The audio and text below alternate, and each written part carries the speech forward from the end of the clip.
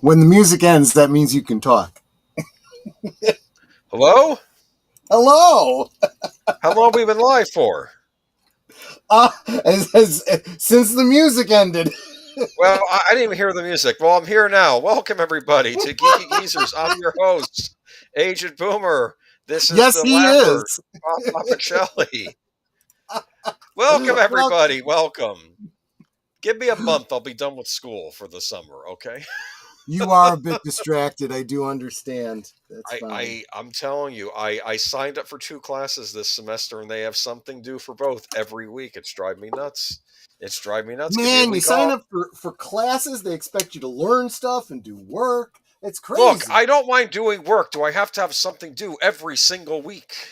That's all I'm saying. They just want to keep you busy, learning. Yeah, but I've had other classes where, like, one class will have, like, 2 things due, 2 in a row. Then they give you a week off, and then I do something for the other class. And I could balance out. This has just been, Anyway, welcome, everybody, to Geeky Geezers. Don't mind my problems. What We got I a lot of hear is problems you're to talk getting your about tonight. money's worth. I Yeah, hear well, you're getting your money's worth on your education. I maybe more so than game consoles, but we'll talk about that later. Anyway. Yeah. So true, so true. You know what's going to happen this Christmas morning? This upcoming Christmas. I'm going to tell you. I have no You ready? idea. You're going to get a lot of IOUs. I don't know. No, I'm going to be playing Metroid Prime 4 on my Nintendo Switch instead of Metroid Prime 4 on my Nintendo Switch 2, like a loser. Because I'm not going to have a Switch 2, but I'm fine. Who cares? Because you have to be a wealthy person to afford a Switch 2. Welcome, everybody, to Geeky Users. How is everybody? JPRPH1, welcome. Good to see you, as always. And let's see who else is here tonight.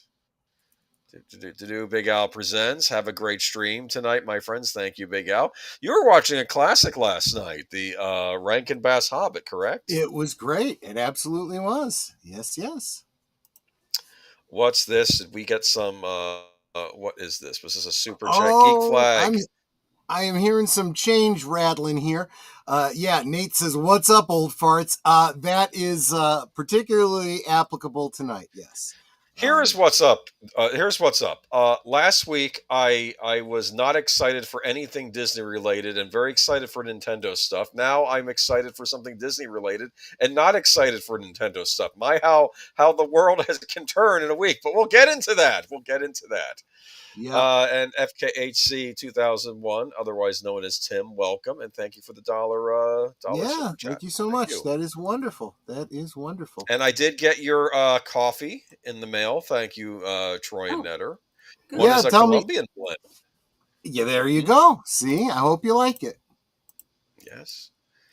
And Deleted Scenes, welcome. Deleted Scenes did a great stream tonight for Unscripted. He talked about John Boyega's recent comments. So if you want to hear his take on that, go check out his channel.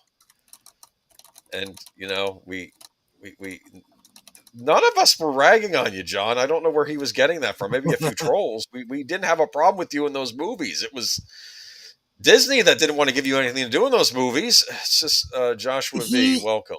He's had a bad run of it, and now he's just trying to be extra super relevant. Yeah, but don't yell at the people that weren't your enemy. Okay, that's all I'm saying. What was he saying? Like no one had nuance, and I think he said Rey and Kylo were the nuanced characters. And I made a point in Deleted Scenes channel. I said no characters in that movie were given nuance. Well, no, and here's the thing. Again, a lot of people have pointed out. Snarky J actually had a great commentary on this. She said we were all kind of hyped about him. That actually seemed like a plausible idea. A stormtrooper that defects and then maybe has a force sensitivity.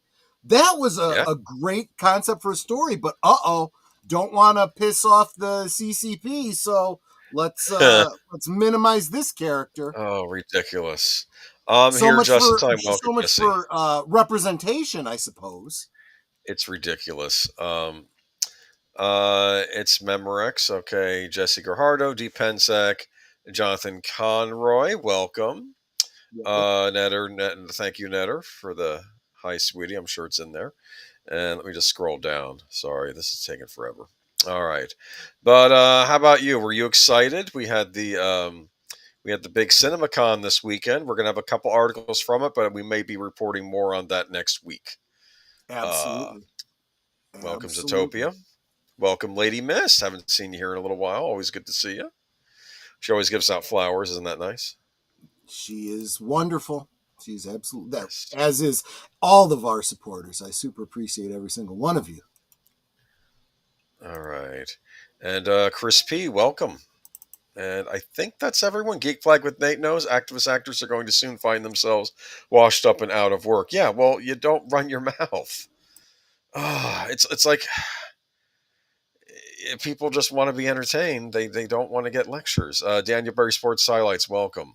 And be sure to check out live from Sparkwood in 21 this Tuesday. I think you'll be very interested. We have an interview happening with a certain gentleman that made a certain Twin Peaks fan film, which will be that if you've watched yeah. Live from Sparkwood in 21 for the past 4 weeks, you know exactly which fan film we're talking about. Yeah. So, like I said, sometimes it's up to the fans to make the stuff now, right? The fans are doing the best work. All right. So if I missed anybody, sorry, but I'll keep commenting. I'll catch you. I'll catch you later. But do you want to go ahead and bring our little presentation up? Oh, absolutely. The presentation. There we go. Isn't this nice though? It's like we're in the studio when we're floating here. Geeky it kind of is, yeah. Aged Boomer.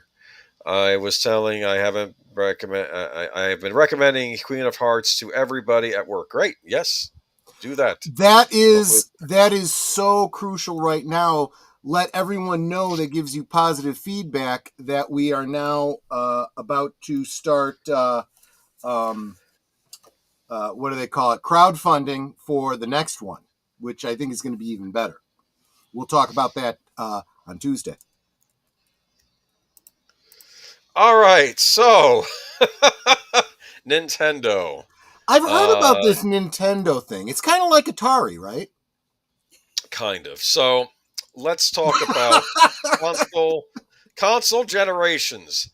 Yeah. The first console generation, I believe, was Atari 2600, probably the Magnavox Odyssey. Mm-hmm. I'm not sure if there were any other players, and then there was the console generation 2, which I assume was Atari 5200, along with probably Intellivision, maybe they were in the forefront, and also ColecoVision, maybe? I don't know. I'm not really sure because I didn't pay attention to those console generations because I was playing my games on the Atari computer.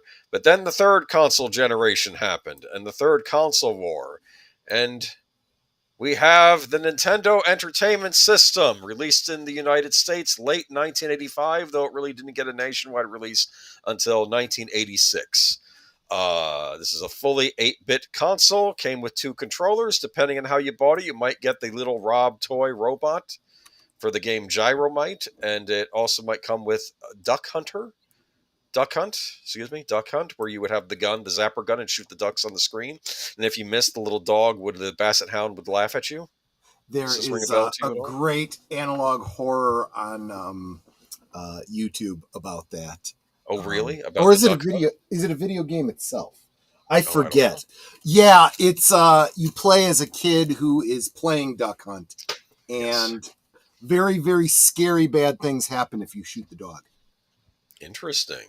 Yeah. So, basically, Atari had said after the video game crash, we're done with video game consoles. We're focusing on computers. The video game console thing is dead. Nintendo and Sega of Japan kind of looked at each other, and then they started racing because they said, now we can get in on this. Yeah. Nintendo beat Sega to the punch with their Nintendo Entertainment System, known in Japan as the Famicom, stands for Family Computer. And Sega, they beat out Sega. Actually, to be fair, the Sega Master System had better graphical output slightly, but Nintendo still beat them to the punch. And Nintendo actually did approach Atari over here in North America, said, hey, would you like to distribute the NES in North America under the Atari name? And Atari said no. Hmm. In fact, I think what's his name, Sakuro Iwata, who I believe eventually became the president of Nintendo. He had actually programmed Joust for the NES and showed it to Atari. Look what you can do on the NES. You can bring your latest game, Joust. And they're like, no, we will release our own console, and that console was the Atari 7800. Mm-hmm. Look at that. Beautiful, isn't it? Yeah, I didn't have one of those. I still had the Nobody had one of those. That was the I point. stopped with the 2600. This could play 2600 games. It was backwards compatible. Oh, that was nice. And ironically, the Atari 7800 has been was re-released last year in a high definition format, and you can buy it, and you can buy reproduction cartridges. In fact, they even made Berserk and Frenzy cartridge for the Atari 2600, so it'll work on the new system, or if you have an old Atari 2600 lying around your house, you can play it around that as well. So yeah, I don't need any of that stuff. I had a buddy who bought me a present this year. It was a little handheld thing. It's got all those games on it.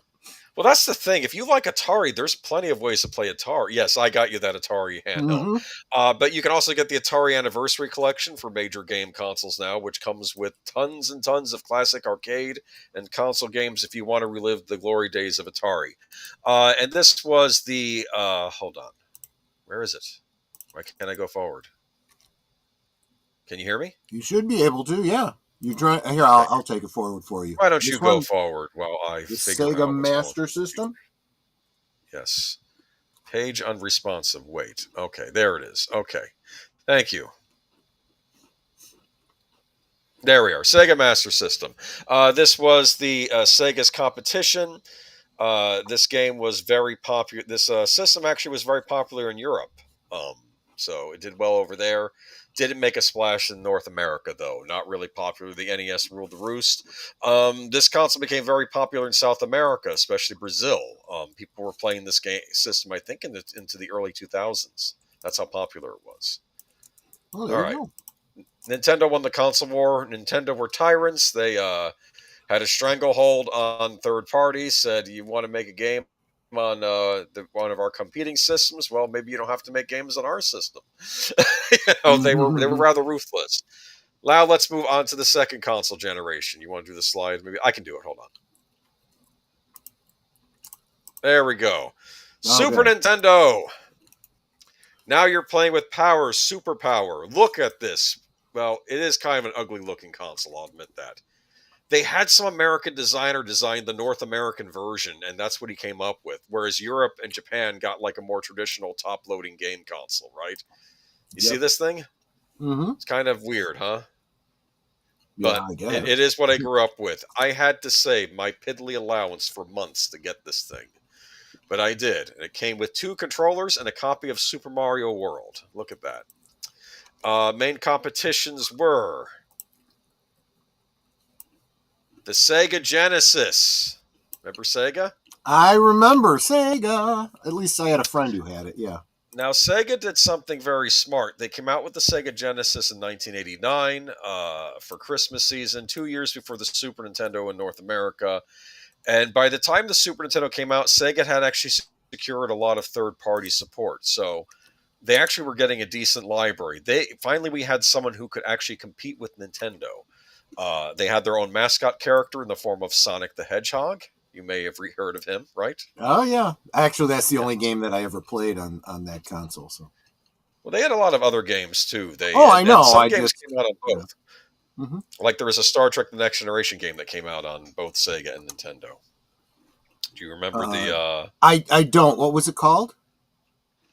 Star Trek The Next Generation something. But what was neat about it... something is the important part. Well, I don't know, Trials of Time or something. It was like something to do with time, I'm sure. Anyway, they always would stick time travel in these things. But what was neat about it was when you would load the game up, the Sega logo would kind of, like it was in a transporter field. It would cool. Yeah. Out. It was kind of neat. And it was also on the Super Nintendo. But the point is, Nintendo had some real competition on their hands with the Sega Genesis in North America. The other big 16-bit console was the TurboGrafx 16. I've heard of that. I had one of these, believe it or not. Mm-hmm. See that Too Cool for School kid on the cover there, huh? That's how all kids in the early 90s looked, just so you know, all boys in America. They all have that slick back hair. They're Yeah, excited not because they me. have their new I was 60 getting bit. married at that point. Okay. All right. So this is the TurboGrafx 16. Not as big a deal in North America. It was known as the PC Engine in Japan. In Japan, this was Super Nintendo's main competition, was the PC Engine. Sega was not really popular in Japan, even still. So, but this kind of flamed out in North America, the TurboGrafx 16. I had one though, and I have a bunch of cartridges for it. They're now worth a pretty penny because it was a rare console. So that was the fourth generation console war. Who won it? It's always hard to tell who wins these things. People think that Nintendo finally edged Sega out with the release of Donkey Kong Country toward the end. But it was a close call for a while. Now we move into the fifth generation console war, the Nintendo 64. You hear of it? I've heard of that one too, yeah. Okay. This came out in fall of 1996. This was the hot Christmas item of that year. This was the only game console I've ever bought at launch. I actually pre-ordered it and went to Toys R Us and picked it up with a copy of Super Mario 64 and Pilot Wings 64. If you look at the top, you'll see Mario Bowser. I think the one on the left is a character from Killer Instinct. I think that's Fulgore. And on the full right, you see a Stormtrooper, don't you? Yeah. And labeled underneath was Nintendo 64 The Fun Machine. They were advertising Shadows of the Empire. That was an exclusive Star Wars game they had on the Nintendo 64 to coincide with that book that came out. And I think, did they also release an audio drama as well, I believe, for Shadows of the Empire? Yeah, I think so. They that was figures. Okay, yeah. So this was a big thing. Okay, Sega Genesis had Star Trek The Next Ray started in Star Trek Voyager. I think that Deep Space Nine game came out on both.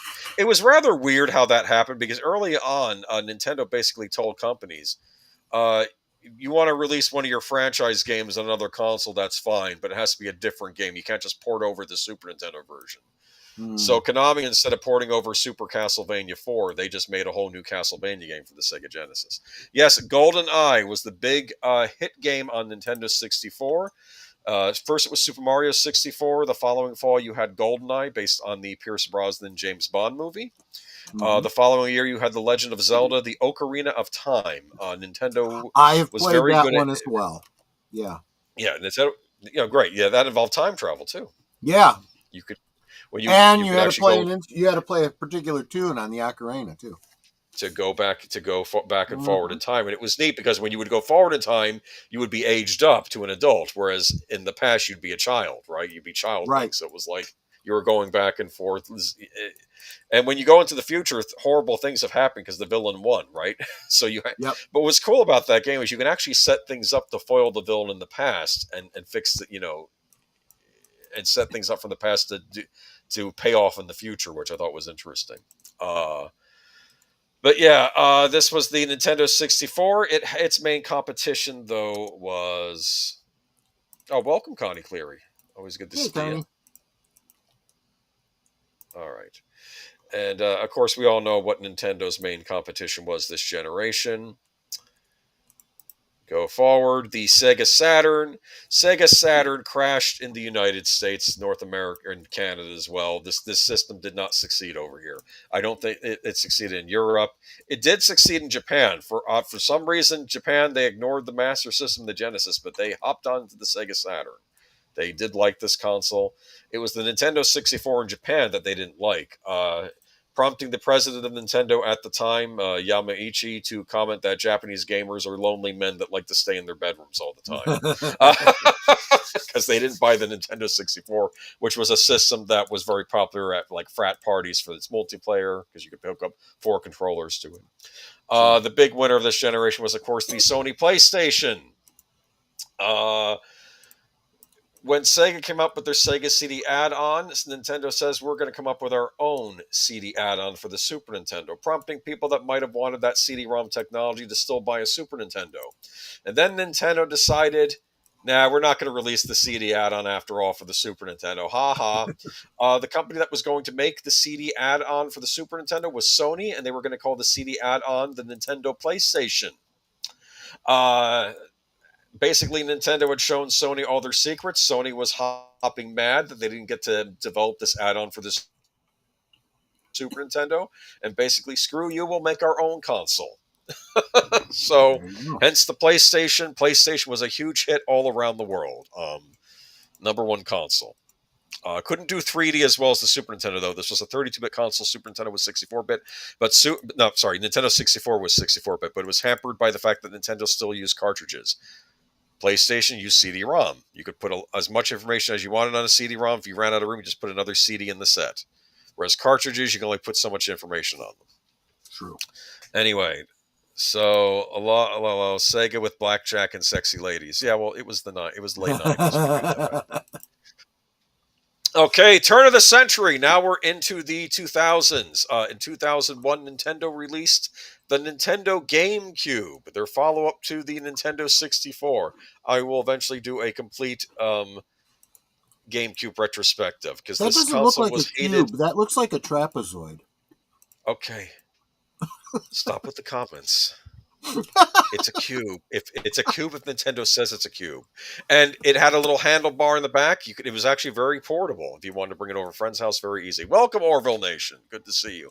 I'm giving Troy a history lesson on the console wars. I'm trying to speed this up because we got a lot of news to talk about. But I figure Troy doesn't know what we had to endure as sure gamers. I had a PC. PC after my Atari 2600. I went to Commodore 64, then PC, and it just was PCs from there.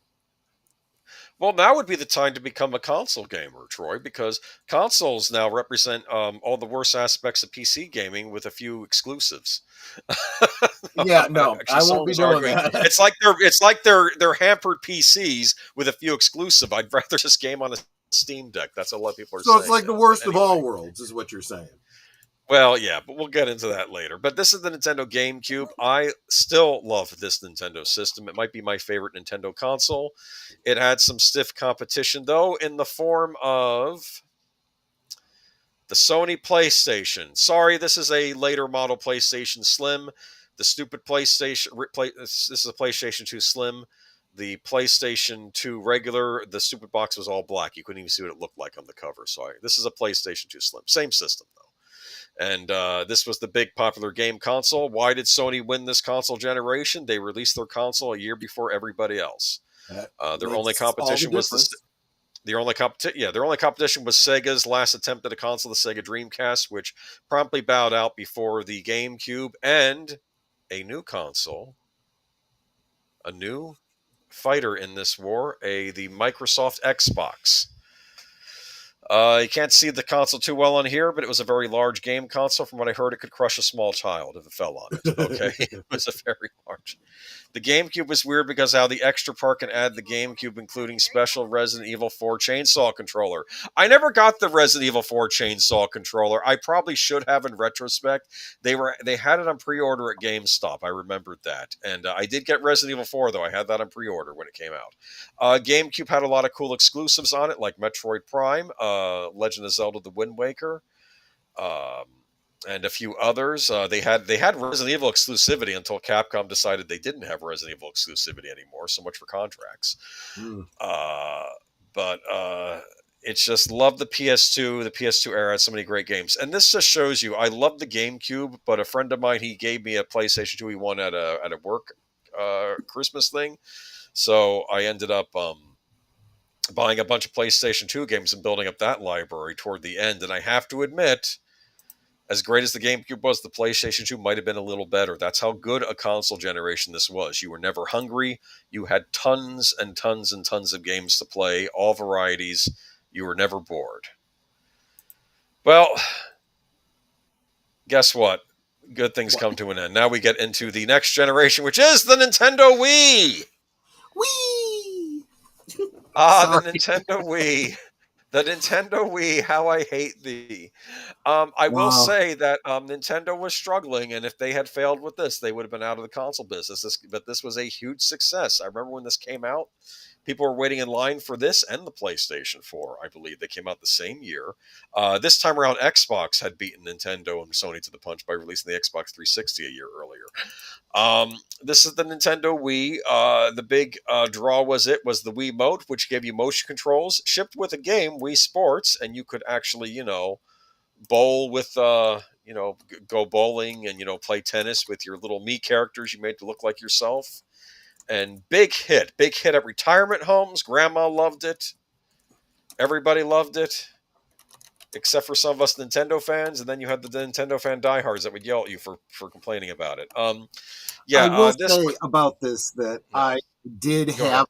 I didn't have this myself, but Uh-huh. the office that I worked at had it Yeah. in the rec room, and I got really good at bowling and golfing with this thing.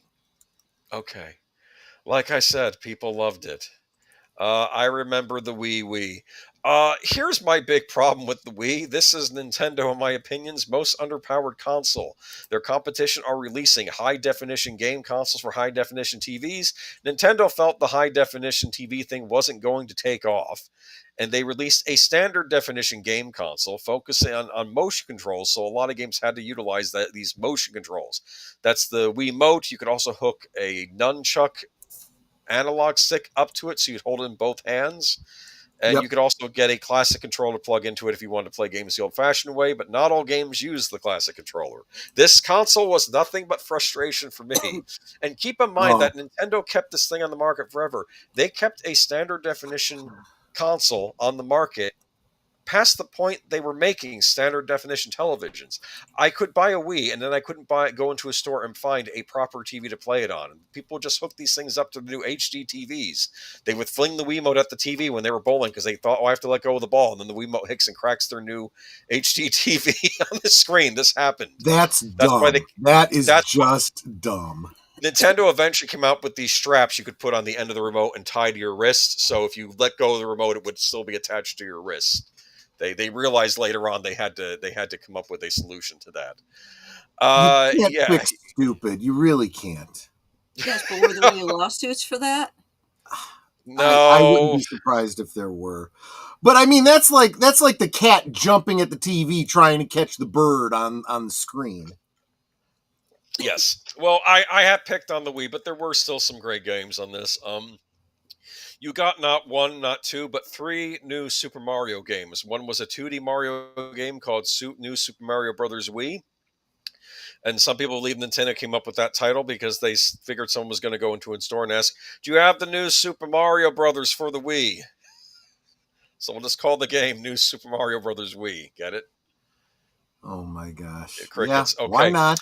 Okay, Super Mario Galaxy was a new 3D Mario game, but really cool because it was you would go to all these different planets and you would have to solve puzzles, and it was like a Mario game based on gravity. It was neat, and they did two of those. Oh, that's cool. Yeah, it was actually a super cool Mario game, and they had other games for this too. My favorite was House of the Dead Overkill by Sega, which was basically a video game version of that Grindhouse Planet Terror movie. And apparently that game made it into the Guinness Book of World Records for having the most F-bombs in it. So, isn't that interesting? Oh, the PS3 was okay, but blankety blank. I could never find the special gun controls for the game like Killzone 3 and Call of Duty World at War. I don't know.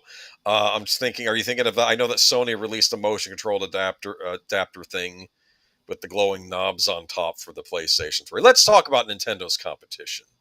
PlayStation 3. Sony got very arrogant at the beginning of this console generation. They released this thing on the market, and it was prohibitively expensive. I don't know how much it was. I meant to look that up before the stream. I want to say, but it was a lot more expensive than the PlayStation 2 was. And people were slow to adopt this, even though Sony was touting, this thing is not just a game console, but it can play Blu-rays too. Those new Blu-rays that have just come out, But eventually they released a cheaper model later on called the PlayStation 3 Slim. I did actually pick up that model because the Wii was frustrating me at some point, and I wanted to play Batman Arkham Asylum, and that wasn't on the Wii, so I ended up picking it up for that. And the PlayStation 3 Slim was cool, and it actually got me to start buying Blu-ray. So I'll give it credit for that. $299.99 was the PlayStation 3 Slim. The killer this generation was the Xbox 360. This basically wiped out all competition. I was actually on the fence of getting this over the Wii in the beginning. I was over a friend's house, and he said, I'm on my third Xbox 360. or maybe the fourth. Maybe I think it was the fourth Xbox 360. He says, "What do you mean?" Well, I've gotten that red ring of death, and I'm like, "Oh wow, you must have gotten really unlucky for you to get that many bad consoles." No, it turns out the Xbox had a problem of releasing malfunctioning consoles, and you'd have to send it back to Microsoft to get fixed. And I think someone at Microsoft did the math. We could either restructure or do a whole redo of the console, or we can just pay for the repairs for the people that bother to send it back in, and that's actually going to be cheaper. Really sleazy. I'm sorry. Man. But still the most popular console, I think, of that generation, though some people argued that the Wii was most popular because it outsold. And then I think PlayStation 3 eventually catches up toward the end of that console generation when they released cheaper models. Plus, they had exclusives like the Uncharted games, and I think toward the end, that game called The Last of Us. Moving on to... Slow. Nintendo decides to release... Wii Pad. A Wii U, their first high-definition game console, comes with a touch controller. Shigeru Miyamoto is obsessed with having two screens, the guy that made Mario. This goes back to the Game & Watch days. I'm not even talking about Nintendo portables yet. That'll be another discussion for another time. But this is... Looks like Jesse Guajardo has quite a library of PS2 games and PS4 games.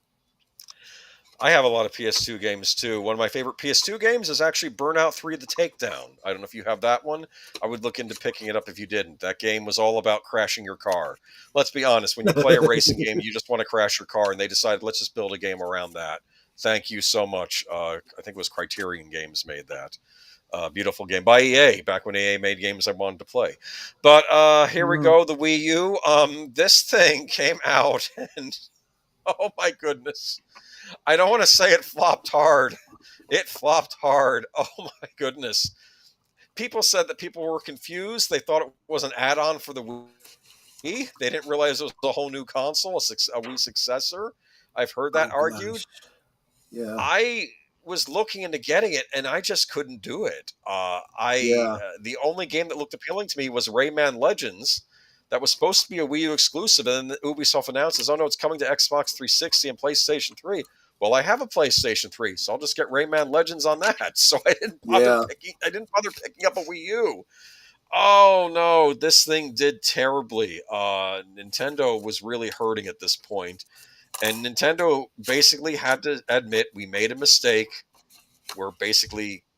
We got to cancel this. They never did this before. They usually would wait at least 5 years before throwing a console, even one that was not successful as they wanted. In the case of the Wii U, I think it was like 3 years. They're done. We got to bring something new to market. That new console to market was the Nintendo Switch. Yes. And this is where we are, kind of getting into our modern times. And I know now console generations become confusing because people would argue, well, no, the Wii U was part of the blah, blah generation. No, I'm calling BS. I think I think that the Nintendo Switch's main competition were these two. People are going to argue with me. I don't care. Agent Boomer, looks like Nintendo forgot about the fact they make Game Boys. Oh, I know. I almost thought about talking about the portables, but we're already going on too long as it is. Yeah. We'll do portables another time. Xbox One. This was Xbox's big console. They were kind of the losers last generation. I had an Xbox, though. I actually picked up an Xbox One S from Walmart as a deal. Came with Minecraft. You know Minecraft? It's kind of in the news. I do. We're going to be talking a little bit about Minecraft. A next-gen console, $199.99. That was an incredible steal. It's not, it wasn't the most advanced version of the Xbox One, but heck, for $199.99, that was a good deal. And then there was the PlayStation 4. I actually have a PlayStation 4 Pro. I got the special Spider-Man edition. It's kind of cool because it came with Spider-Man the game. It was a cool red console. It came with Spider-Man the game plus all the DLC. They give you a free season pass for it as well, and you got a red console with the Spider-Man symbol on it with a special Spider-Man controller, and that was $399, I believe. Yes, if memory serves, or was it $299? No, it was $399. That's right, because of course it was also a 4K Blu-ray player, and it could do a lot of other stuff too. But Nintendo Switch did really well because it couldn't play Blu-rays or DVDs, but it was actually a portable and console in one. So you could take it on the road with you, or you could hook it up to your TV. Those little Joy-Cons, you could hook them up to the controller or remove them and use them like Wiimotes. Remember the Wii? They actually released a Nintendo sports game for it where you could redo the bowling. Maybe I should pick that up. Relive the glory days of the Nintendo Wii bowling, right? I enjoyed it. I can't It's say fun. A what lot of you would people did. enjoy, but I'm just what I enjoy is shooting zombies with the Wiimote. That's what I enjoyed. Okay. okay. No, I could see that too. I just never got a chance to try that. Yeah. Oh man, the Nintendo Wii. The two Zelda games for it. One was a GameCube port of Twilight Princess, and I preferred playing it on the GameCube. The other was Skyward Sword, which I didn't like at all. But anyway, I got my PS4 Pro. Been all right due to the fact I could still use physical media based game. There's a lot of stuff available on the PS4. They're still making physical release games for it. Lester San Jose, if you were ever interested in picking up the Lunar games that were popular on the PlayStation and Sega CD, they're releasing a special Lunar Remastered collection on Amazon exclusive. It's going to be for PlayStation 4, Xbox One, and Nintendo Switch. They're going to release physical edition releases of these two classic Lunar games remastered in high def. So if you want to pick that up, if you're into Japanese RPGs, I recommend that. They go on sale April 18th. But now we are at the Nintendo Switch 2. Yeah, I've been hearing a thing or two about that recently. Yeah. To be continued, but I wanted to get Troy up to speed. Basically, but I wanted to give you some history lesson behind Nintendo. Nintendo's history is a history of highs and lows. They do well, then they don't do so good, then they almost get kicked out of the console race, then they bring it back. It's very strange.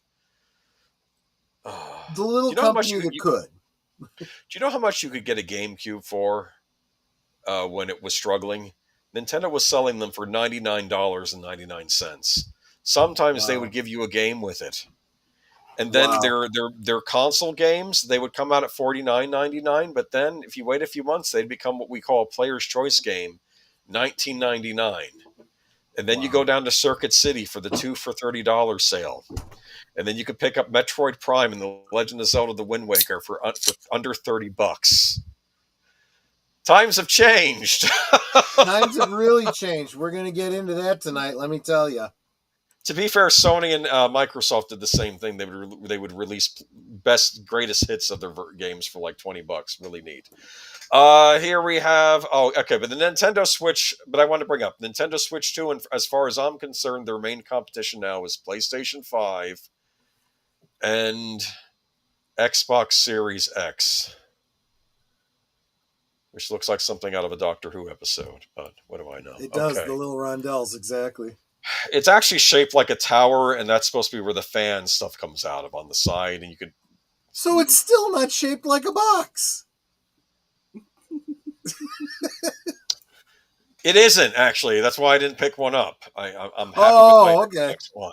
It's funny. This is the last generation was the only time in any console generation I bought all three consoles, and I bought games on all three consoles, and I loved all three consoles. Even the Xbox One, it got picked on, but it still had a great selection of games. Most of the big third-party games come out for it. There were some cool exclusives, like a lot of those rare remastered games were on the Xbox One. I mean, it was a great console generation last time. And I guess I wanted to bring up a point that we have great console generations, and then we have not so great console generations. And I think we are currently in a not so great console generation. Not that this matters to you, because console generation, we're in a not so good gaming generation all around. We're in a not so good general entertainment era right now. Yes. My biggest complaint of the PS4 era was that it was short, and most of the same games were watered-down versions, the Japanese versions, and no English dubs, which make it annoying. I know there was a big problem with Sony actually interfering and kind of bullying some Japanese developers with the sexy ladies in the games, too, which annoyed me, which I blame on the whole woke stuff. F the current era of game consoles. Okay, Jesse Gardo. No, well, don't hold back. Tell us what you really mean. That doesn't leave you anywhere to go. Okay, and make sure. Okay, Japanese version games when it comes to the PS4. I mean, yeah, I'm inclined to say I'm inclined to say that if you've bought any or all of these game consoles, you've got them. You can still play those games. I'm not sure that's entirely true of some of the more recent generations, though. Well, we're going to pretend that we do own those games as long as the console works and you have them downloaded.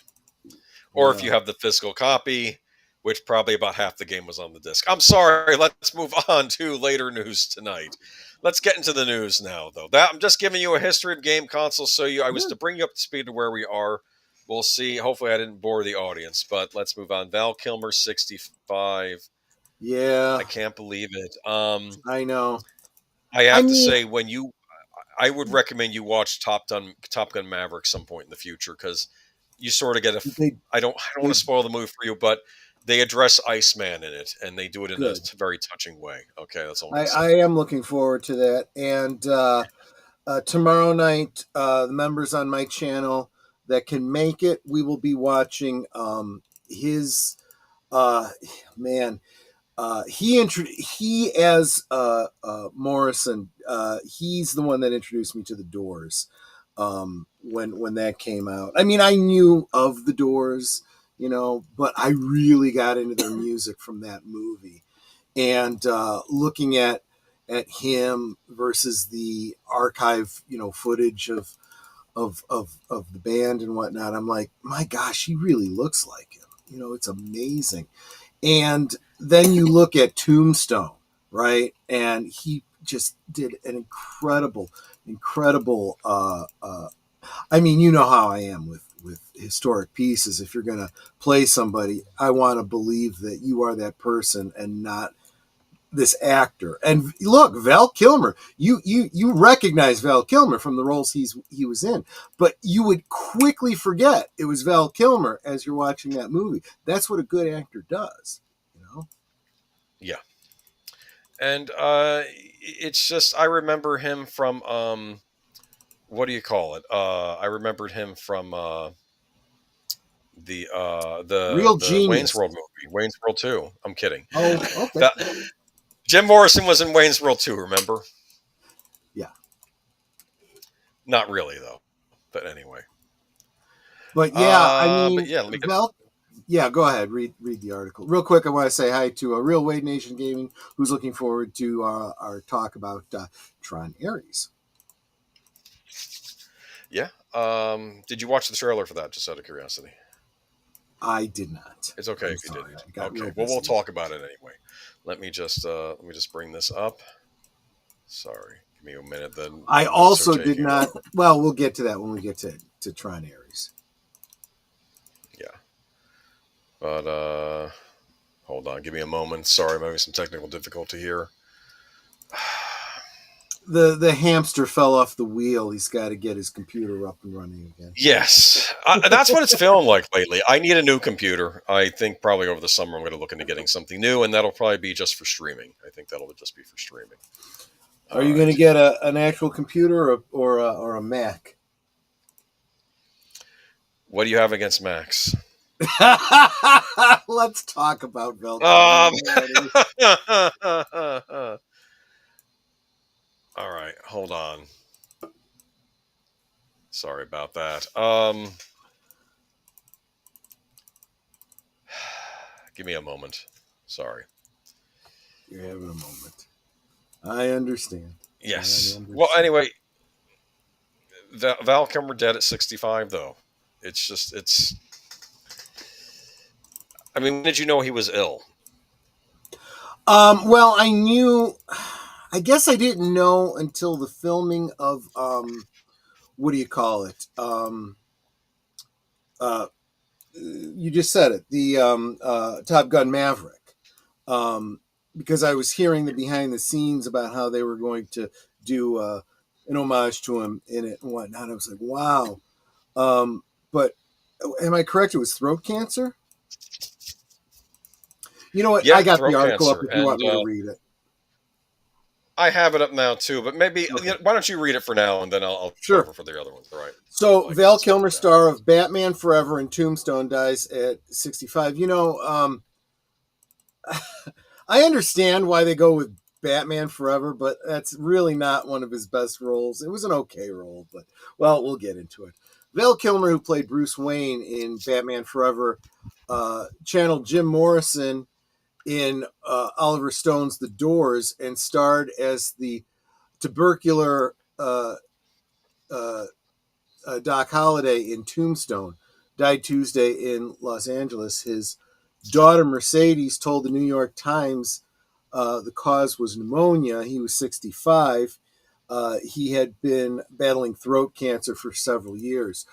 Just an aside, a lot of people that die from pneumonia have it's a respiratory infection that you get generally because you're fighting something else. That's why so many older and at illness at risk people die from pneumonia. I mean, but that's pneumonia. It's not like we have any new respiratory diseases that work the same way and always have anything novel, just saying.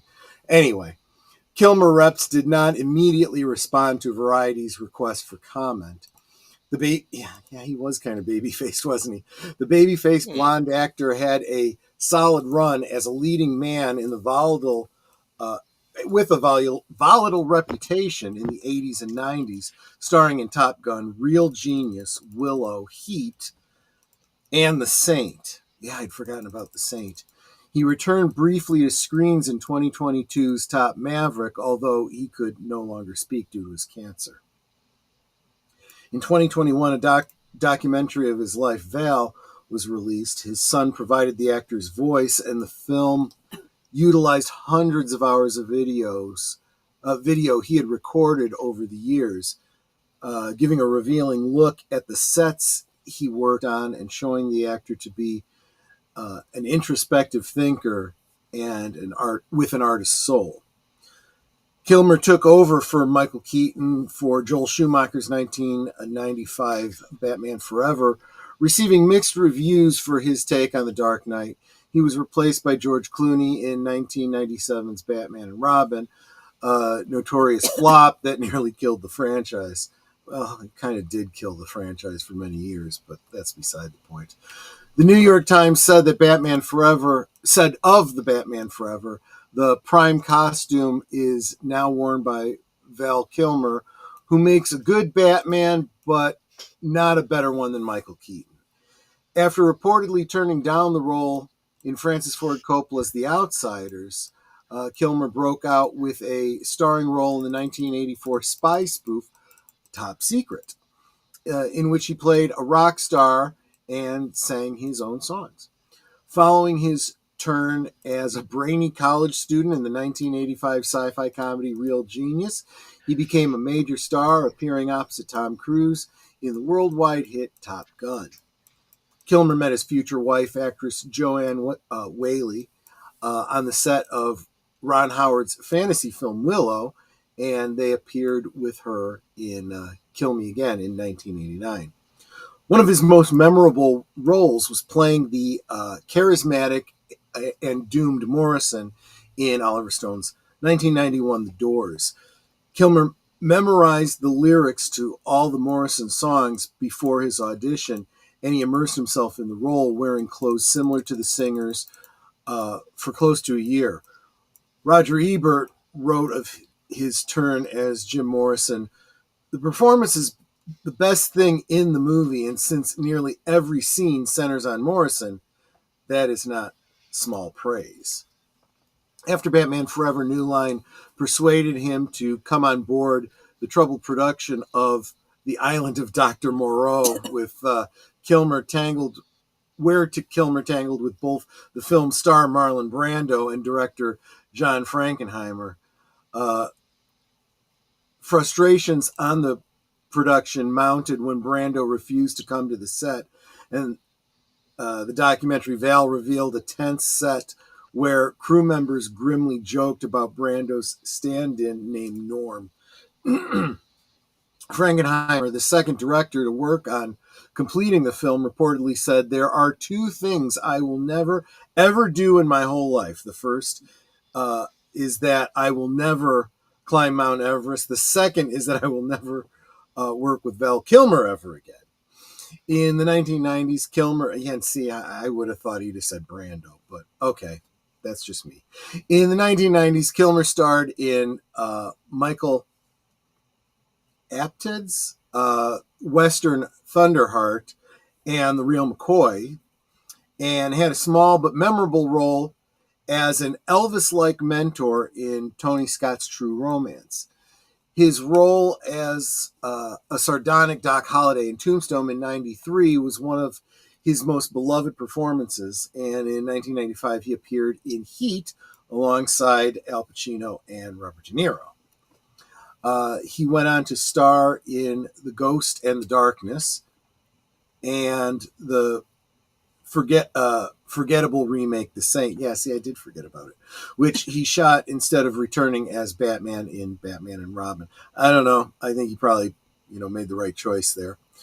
Kilmer implied he didn't return as Batman because of scheduling issues, though Schumacher's description of him as psychotic could also have been a factor. No, I mean, I'm just going to speculate.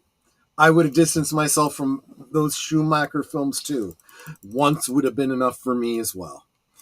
After the mid-1990s, the studio roles dwindled amidst his reputation as difficult and combative, and he appeared mostly in the independent films and supporting roles such as Stone's poorly reviewed Alexander. Born in Los Angeles, Kilmer was raised at Chatworth and attended Hollywood Professional School and the Juilliard School. He appeared off-Broadway in The Slab Boys, co-starring with Sean Penn and Kevin Bacon, before his first TV role in the after-school special One Too Many, which also starred Michelle Pfeiffer. He did voice the animated films. He did voices for animated films, including The Prince of Egypt. His other films included At First Sight, Red Planet, Pollock, The Salton Sea, Wonderland, and The Missing.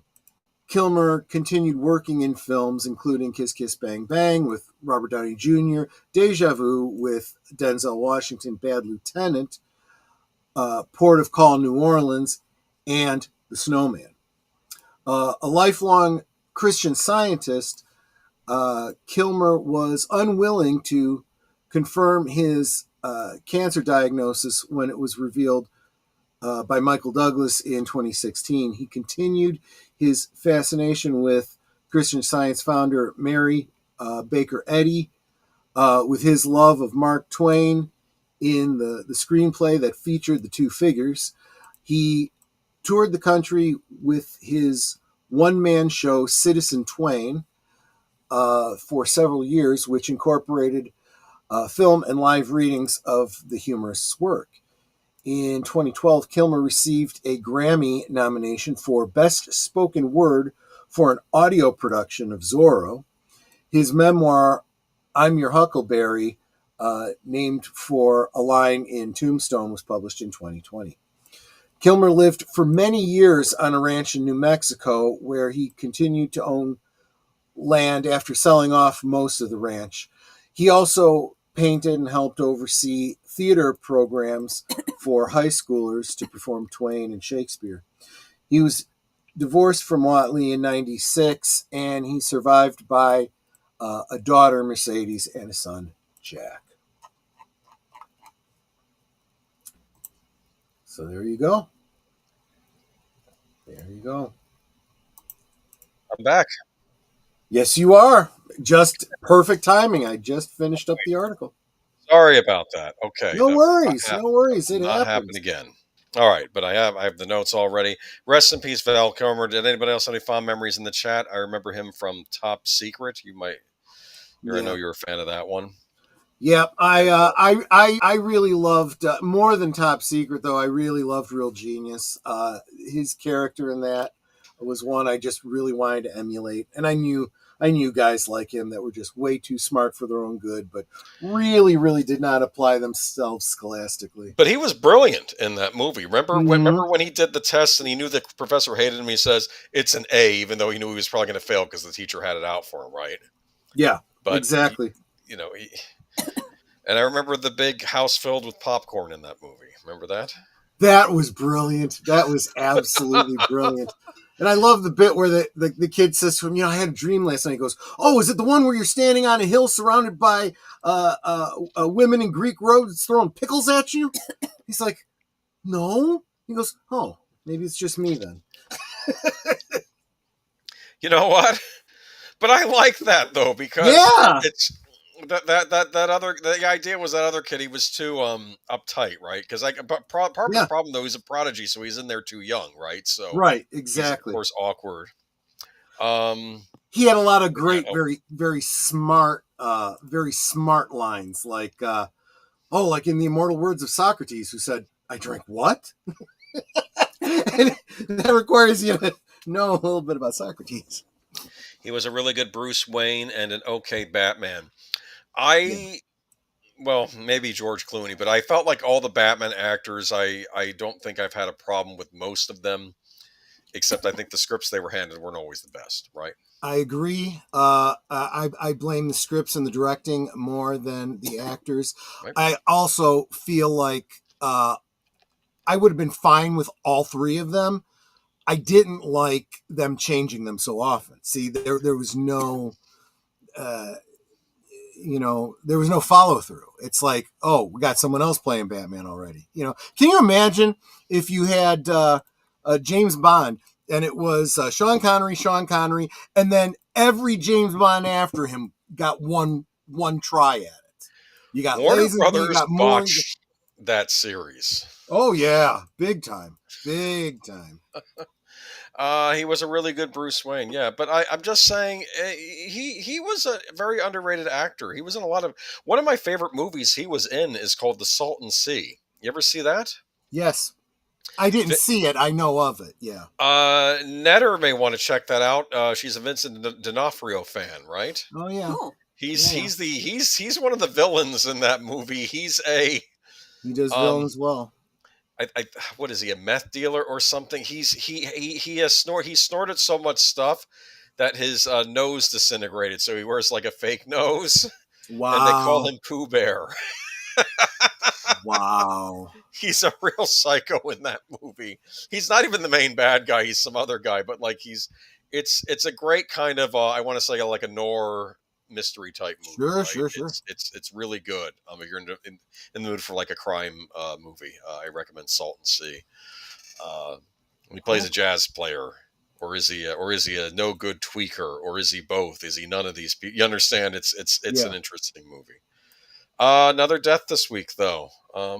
Yeah. This one, I hate to say this. Sometimes we're talking about someone who's 89 years old, and when they live that long, which I think is absolutely wonderful. At the same time, you're like, you haven't seen them in so long. It's like, oh my gosh, I kind of thought they'd already passed, Yeah. Patty Maloney, the 3'11" actress who played the alien Honk on the Sid and Marty Krofft family show Far Out Space Nuts, and Chewbacca's son Lumpy on the long lamented Star Wars Holiday Special, has died. She was 89. Maloney had suffered strokes over the years and died Monday in hospice care in Winter Park, Florida. You're joking. I used to live there. Yeah. Her brother, Dave Mirabeau, told The Hollywood Reporter, for a little person growing up in a big world, she did everything she wanted to do, he said. Maloney did lots of work alongside the 3'10" Billy Barty. The two appeared in the Wizard of Oz feature Under the Rainbow in 1981, starring Chevy Chase, on an episodes of Little House on the Prairie, Charlie's Angels, Love Boat, Trapper John, MD, and more. Far Out Space Nuts, starring Bob Denver and Chuck McCann as bumbling maintenance workers turned accidental space travelers, aired for one season in 1975 to 1976 on CBS. Maloney's furry honk couldn't speak but communicated through a horn on top of its head. What is Far Out Space Nuts? Have you seen this show? Yes. It was one of those Sid and Marty Krofft shows back in the 70s. You said Bob Denver. That was, what's his name? Gilligan from Gilligan's Island, which honestly, this was like Gilligan's Island in space. So it was like, really, this, Denver just can't, just don't ever go on a trip with him anywhere, Yeah. I suppose not. Her extensive dancing and mime skills enabled her to convey full range of emotions for Honk without ever speaking a word of dialogue, and with her facial features utterly obscured and impressive, Hal Erickson noted in his 2007 book, Sid and Marty Krofft, A Critical Study of Saturday Morning Children's Television, 1969 to 1993. Few were impressed with anyone having to do with the Star Wars Holiday Special, which aired the week before Thanksgiving in 1978 on CBS and featured Star Wars actors along the likes of B. Arthur, Art Carney, and Harvey Korman. Yep. 4 years after it ran, George Lucas reportedly said, "If I had the time and a sledgehammer, I would track down every bootleg copy of the program and smash it." Maybe you need a sense of humor. But I'll tell you something. He says that, but this is the same guy that keeps tweaking his 3 best films over and over and over again. It's like, and then he sells it to Disney, so it could be completely destroyed for all time. So, That's not. Maloney was central to the family-friendly plot as the son of Chewbacca, played by Peter Matthew, who had originated the role in the first Star Wars film. The special also introduced Chewbacca's father and wife. Her lumpy costume was made of all human hair, which made it very, very warm, she recalled in a 2008 interview. I remember I was doing something on the Towering Inferno, doing a stunt on that, and had to go over after shooting all day to Stan Winston's for the face because he did the head. He did the makeup and the electronics in the head. Yeah. Look at that. Mm-hmm. Isn't that fascinating? Yeah. Busy woman. I did not know it was human hair because my understanding was Chewbacca I thought it was yak hair. Not that makes it any better, but I'm just saying that just sounds like expensive. Yeah. But Pat Malone, 89, yes. More and more, I think Lucas learned to hate the fans during the second trilogy. I don't think he even cares that Star Wars is destroyed. I have no idea what Lucas thinks. He doesn't talk about it. I think they caught him on camera at some school talking to the kids, and somebody asked him about the new Star Wars trilogy, and it's not how I would have done it or something. I think he made some comments, and then I think that video quickly vanished from YouTube because you're not allowed to ever say anything bad about the Star Wars sequel trilogy, right? I guess. You can say bad stuff. I've never met anything that's more prone to less prone to criticism than Star Wars. Like if you criticize anything Star Wars, people jump on you about it. I feel like these institutions need to learn, if you are willing to spend billions of dollars for a franchise because it's got a built-in fan base, you don't want to alienate the fan base. That's really what you're buying when you buy the thing. Just saying. But now they figure the fan base will turn up regardless, and we have to find new fans. I'm serious. I think that's been the attitude. Then why bother buying it in the first place? That's like buying an Xbox, throwing out the Xbox, and keeping the cardboard box. Microsoft might be thinking of doing that, so don't give them ideas. Anyway, moving on, though, rest in peace. And it's just rest in peace, Miss Maloney there. But absolutely fascinating how you would do the Star Wars holiday. She was also in the Towering Inferno. Yeah, one thing that you missed, I'm kind of surprised that the article didn't cover. One that stood out for me as well, not only playing Lumpy, but she played in Buck Rogers. She was in an episode where she played a female analog to Tweaky, a gold Ampuquad droid, and someone correct me if I'm wrong, but I think she actually even did the voice for the character because I know that what's his name? Mel Blanc did the voice for Tweaky. And he famously beady, right? So her thing was booty, booty, booty, and she said it in a very cutesy, girly kind of voice. Like Betty Boop. Kinda, yeah. Betty I think Boop that's to what his she was Bugs going Bunny. for. Yeah. Yeah, I think that's kind of what she was going for. And I was a kid at the time. I thought it was just adorable. I was hoping that she'd be on it more, but she didn't end up being a recurring character. But it was. It stood out in my memory, and I did not realize, of course, that was the same one from Far Out Space Nuts as well as Lumpy.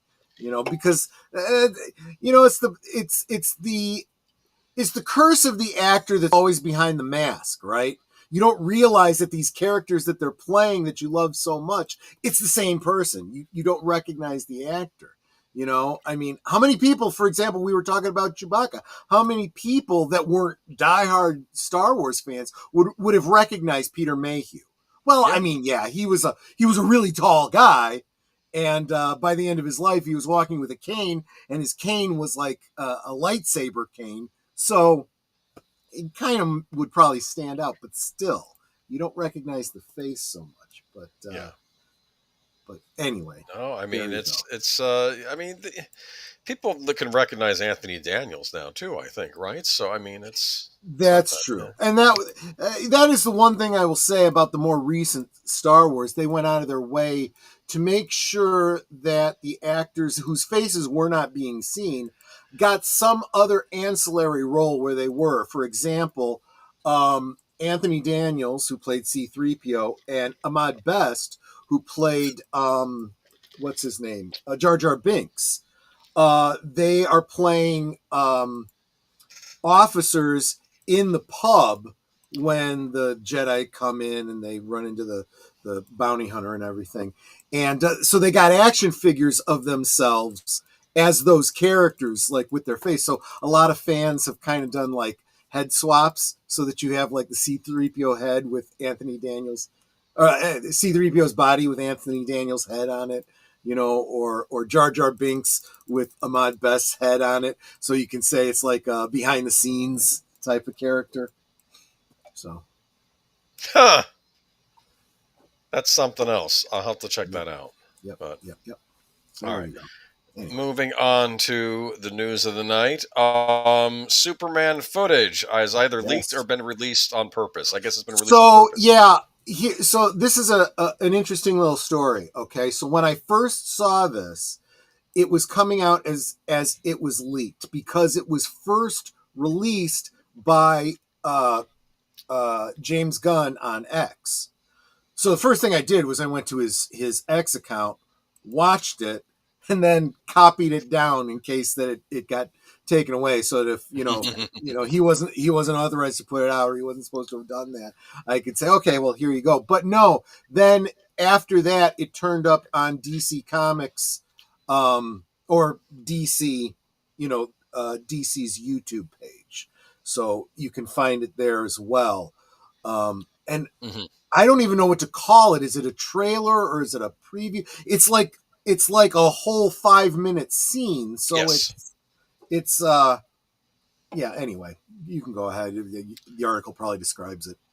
Okay, so 48 hours after Superman's dog Krypto charmed the crowd at CinemaCon, filmmaker James Gunn has released the footage that he brought to the Las Vegas convention. The new look at Superman follows a trailer released in December and comes ahead of Gunn's promised Summer of Superman, season-long full-court press of DC Studios' first movie. The film's success will help determine the fate of the fledgling Warner Brothers Discovery division. DC has an ambitious slate of projects in development with Supergirl, Woman of Tomorrow, and Clayface dated for next year at the box office, as well as TV shows such as Lanterns and Peacemaker Season 2 coming up. At CinemaCon, Gunn and stars David Corenswet as Superman, Rachel Brosnahan, Lois Lane, Nicholas Hoult, Lex Luthor shared stories from the set, while DC Studio co-chief Peter Safran talked up the inspirations for Krypto, noting the canine was inspired by Gunn's real dog, Ozo. Gunn pushed back a little on the idea that Ozo is hero material, though. Ozo is terrible to anyone who comes near him, Gunn joked, before recalling getting him from the rescue shelter. He kind of looked looked like my old dog on crack. He added, I said, that dog looks funny to me, and I like funny things. Superman also stars Kyler Gizmodo as Jimmy Olsen, Sarah Sampio, Eve Tessmarker, Edie Gathegi, Mr. Terrific, and Terrence Rosemeyer as Otis. Otis is going to be in it. Good. Did you know that? Yeah, I did not. I didn't know about Eve Tessmacher either. So definitely, and they've worked their way into comic interpretations as well. The way I've seen it in the comics, of course, Lex Luthor has become like the big businessman, right? And the big evil businessman, with Otis being his not necessarily terribly intelligent, but rather big and strong bodyguard. I see. And Eve Tessmacher, of course, his secretary, Yes. and personal assistant, helps him with anything he needs help with. Interesting. I did watch this footage. I want to say I finally got to see Corin Sweat acting as Superman finally with this footage. You know what the weirdest thing? You know what I thought was watching this? It's like there's a memory click in my head. And for some reason, I keep seeing Tom Welling from Smallville. He reminds me of Tom Welling from Smallville. That's not a bad thing. That's what it reminds me of. Like if we'd ever got to see him actually become Superman, that's what it looks like.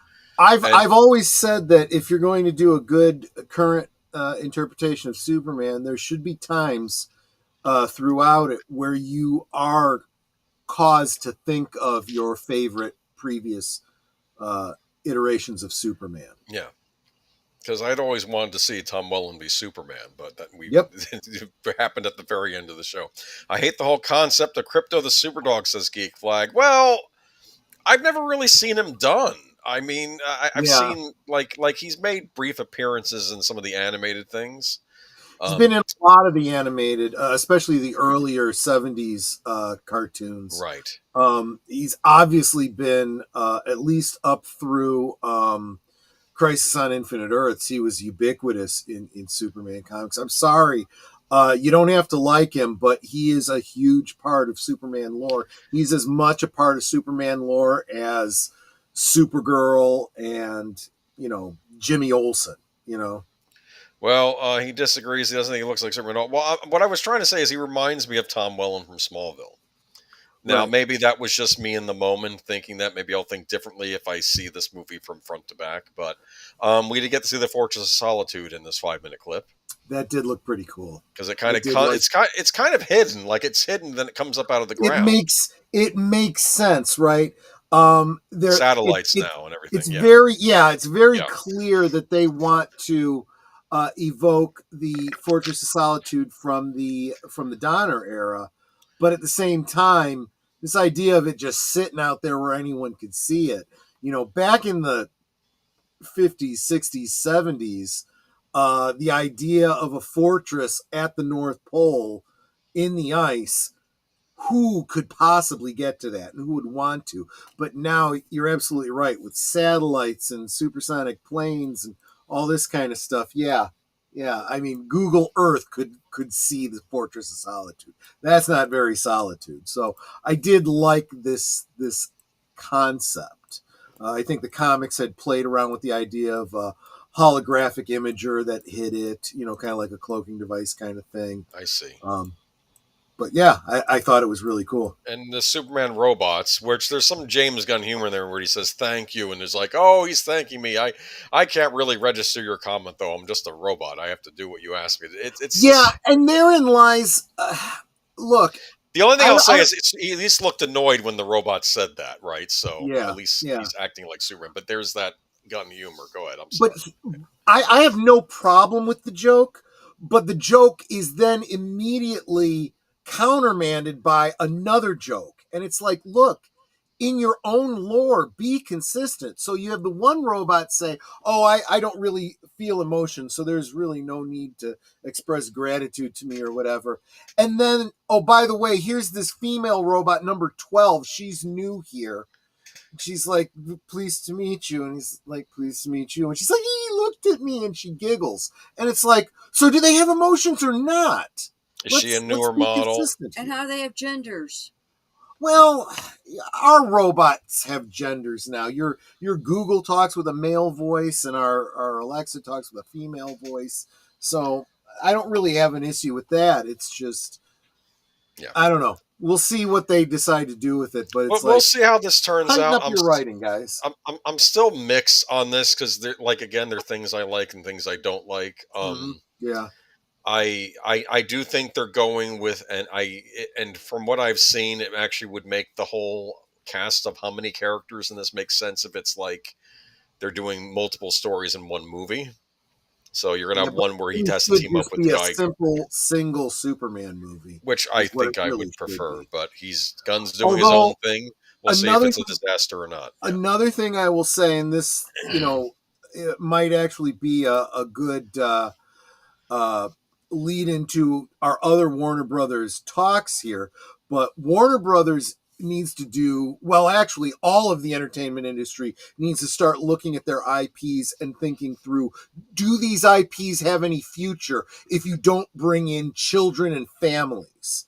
Yeah. And I think that when we get to Minecraft especially, we're going to be talking about families clearly wanting to return to the cinema. And I really do think that crypto is a great way. I mean, I think crypto is going to end up being like the Grogu of this franchise. I hope he is, because kids need to love Superman again. They do, and hopefully they'll do Supergirl right as well. I'm more worried about that than Superman, but I have concerns about that for a whole different reason, and it has nothing to do with James Gunn. Right. But we'll get to that when we get to that. Coyote versus Acme lives. So this is Ketchup Entertainment has picked this up. So I know we were taught it was rumored that they were going to pick it up. Now they have. Coyote versus Acme will see the light of day. Ketchup Entertainment has acquired worldwide rights to the live-action CG hybrid film from Warner Brothers. The company announced on Monday terms of the deal were not officially disclosed, but an insider pegged the deal at around $50 million.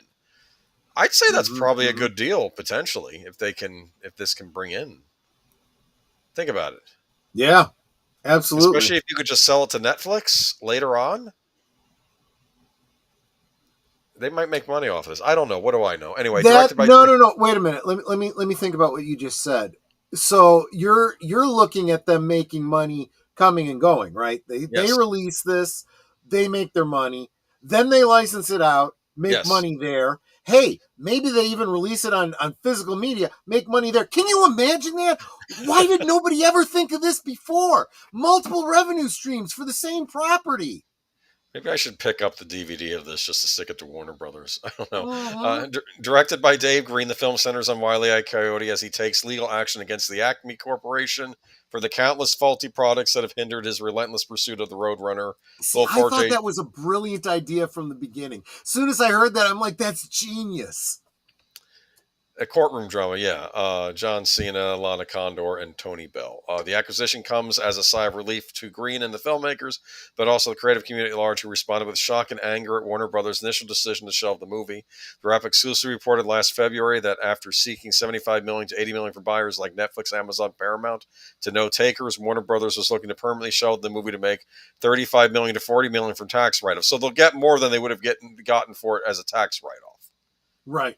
So that's why they sold it. And $50 million, and who knows? Maybe they'll make. What the heck is this? I'm not talking about Warner Brothers, but there's a lot of other studios out there that should have taken tax write-offs for things and are losing way more money. Well, someone had mentioned in the case of Snow White, we believe the reason for that was the UK shooting because they. Oh yeah, absolutely. Yes, but which I thought made perfect sense. Yeah.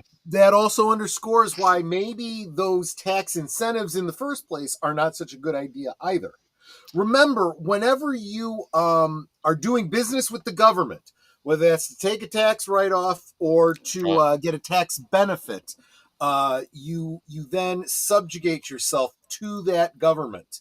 In this case, it was the UK. The bills, Whoever pays the bills calls the shots. And when you're dealing with these kinds of dollars, you don't want anyone else calling the shots. But yeah, so we're thrilled to have made a deal with Warner Brothers Pictures to keep the film, to bring this film to film audiences worldwide. Ketchup CEO Gareth West said in a statement, "Kyoto vs. Acme is the perfect blend of nostalgia, modern storytelling, capturing the essence of beloved Looney Tunes characters, while introducing them to a new generation. We believe it will resonate with both longtime fans and newcomers alike." Okay, And I'm going to advertise it. say, At least now we know it's coming out, though. Yeah. and I'm going to say too that this kind of feels like what was it, like Space Jam, right? The original Space Jam. Now I think the Space Jam kind of tried to pull star power. It was all the Michael Jordan film, right? But it was also a very good Looney Tunes cartoon. I think this one is going less for the star power and more on the Looney Tunes, which is probably in the long run a better way to go. That makes this potentially a more timeless film potentially going forward. Stuck with John Cena, but he's playing the villain, I think. So, Well, he should. John China should be playing villains at this point. Should be a fun one. Yeah, yeah, we'll I agree. But now Warner Brothers had some news regarding Looney Tunes, and this threw me for a loop this week. Yeah, last week I was raging against them. And now they're like, well, wait a minute. No, Warner Brothers shocks fans with Looney Tunes, Flintstones, and Tom and Jerry news. After such an upsetting March for Looney Tunes fans, thanks to Warner Brothers, the animation sector of the company appears to have amazing news, not just for the acclaimed franchise, but also for two more classics. During their presentation as part of CinemaCon 2025, it was announced that the new animated movies based on Looney Tunes, the Flintstones, and Tom and Jerry are now in the works. Unfortunately, not many details have been revealed yet, but fans can expect some in due time. This comes days after Warner Brothers disclosed their plans to tear down Building 131, the historic building that once stored Looney Tunes classic shorts and cartoons. Demolition was said to make room for the company's many HBO shows filming on the famous lot. That's not all Warner Brothers did in March. Not long after the demolition, news circulated about the intentions to remove most of Looney Tunes programming from Max, including the same original shorts. While this happened, Day the Earth Blew Up, the latest Looney Tunes animated film, was doing quite well in theaters after its release on March 14th. At the end of last month, it grossed $8.2 million in the U.S. and Canada, with $2.4 million in other territories, for a worldwide total of $10.6 million. Is that well? I don't know. For an animated feature, that's probably not bad. I mean, you do keep your costs down with animated features. Unless there was a typo in here. Restoring much of the Looney Tunes' quintessential charm with a daffy and dose of high energy and inventive gags, Day of the Blow Up goes on to show that these iconic characters remain evergreen fun. Okay, that's from the website Rotten Tomatoes. These new Warner Brothers animated pictures are not launching anytime soon. Like Looney Tunes has a recent animated movie. Tom and Jerry also does, but a few years older. In February 2020, a live-action comedy based on beloved characters was released, marking the franchise's second theatrical film. It was directed by Tim Story from a screenplay by Kevin Costello and starring Chloe Grace Moretz. We talked about that on here. I forgot all about it. Remember that? Was I being Mr. Negative at that time, just hating everything announced and just thinking it was going to be possibly? I mean, it is part of the brand for Geeky Geezers, right? We are being, but I don't want to be unfair. Maybe the movie was fine, and I was too hard on it. As for the Flintstones, an animated film has been in development for quite some time. Warner Brothers Animation has been making multiple attempts to bring the prehistoric family back, with one canceled project being attempted adult-orientated version helmed by Seth MacFarlane. I don't know about that. Meanwhile, Meet the Flintstones, the franchise's upcoming feature film, is now in the works from the Super Mario Brothers directors Aaron Horvath and Michael Genelick. I think that's a good team to do a Flintstones movie. Yeah. I could see them doing, if they can bring the same spirit they brought to the Super Mario Brothers movie, I think this will be a hit. So, I think maybe the Flintstones movie might be something to look forward to. I think one thing that's missing from this, and it may still happen, I hope somebody thinks about it. Look, somebody over at Warner Brothers, if you hear this, I lay no claim to this idea. You should just do this thing. If in the real world they are destroying this studio with the famous water tower, they need to do a short with the Animaniacs being displaced and having to move, and make it a short as an intro to one of their other more larger features. I tried watching the more recent show. I couldn't do it. Yeah. And I got very annoyed actually by the fact that the new writers of the show were so dismissive when the original writers showed up, and they were like, "We don't need to hear from you." It's like, come on. Yeah. And of course, There that is wasn't. absolutely this is the problem with these postmodernists. They have zero respect for history. They have zero respect for any of their elders. They have no respect for experience, anything that's gone before them. They want to destroy everything and create all new. All right, but speaking of new, yeah, this was the big shocker this week. A lot of the negative Nancy's or whatever you want to call us, and I say us because we had our skepticism as well. Were surprised, not mad at all. This is a even good Smash thing. JT said I was wrong. It did well. He Yeah. was just. Yeah. So did We were- the folks over at Midnight's Edge, Culture Casino as well. And this one, this is good news. It really is, because it's not a perfect movie, right? But it is good for cinema. It's keeping cinema alive at least this week and probably for the coming weeks, right? Yeah. It's good because it sends a number of messages to Hollywood. Now, whether or not Hollywood gets any of these messages, let alone the right ones, remains to be seen. They're pretty thick. They usually don't get the right message. But one, no messaging. We've been telling them no messaging. Everything they put out with messaging tanks. No messaging, and just make a fun popcorn film for families, and it's successful. Surprise! Guess what? Do more of that. It's not a remake, a rehash, a whatever. It is an IP piece, but it's original in that regard. So again, what we've been telling them to do, they do it. They make money. Yeah. Right? Listen to the fans, you make money. Eschew the fans, go broke. Rather just scream at him. Yeah. But let me go ahead and read this though. Well, Yeah. more up. Okay, but okay. When this article was written, 157 million. The Minecraft movie is the biggest opening for a video game feature take ever. Congrats to Warner Brothers and Legendary for bringing the box office back alive. Deadline Contenders TV is going on, so come on down to the DGA with light entertainment programming heading to east of the world. Literally is Warner Brothers oyster. Oh yeah, this is going to be. They got Easter weekend with this, don't they? Oh, good point. I hadn't even thought about It'll that. still Thank be you playing so in much, a couple Clue weeks. Channel. Dropped a super chat. Oh, read it. Yeah. Possibly over on was that? Oh, he did Netter? mention Netters. I thought it might have been on Netter's channel. Salute. Might have been. Salute Troy, Boomer, and Invisible Netter. Yes, she is here. She is in the. I'm here. I'm in the green room. She is in the green room. Netter, do you like I'm not a Jason geezer. Momoa? Oh, Netter, do you like Jason Momoa in that pink jacket there? What do you think? Jason Momoa is an oddball. I mean, he is. Kudos to him for going with this. It's like, okay, if that's the role. I think they're bouncing him off Jack Black in this movie. That's going to be a bizarre thing It's to on see. your channel, not mine. Oh, okay. Well, thank you very much, Clue. Either way, of course, we certainly appreciate it. Even Big Al did not hate Jason Momoa in this. He said that in his review. You can check out his review on Big Al's channel. He did one of his reviews, 10-word reviews. Yes.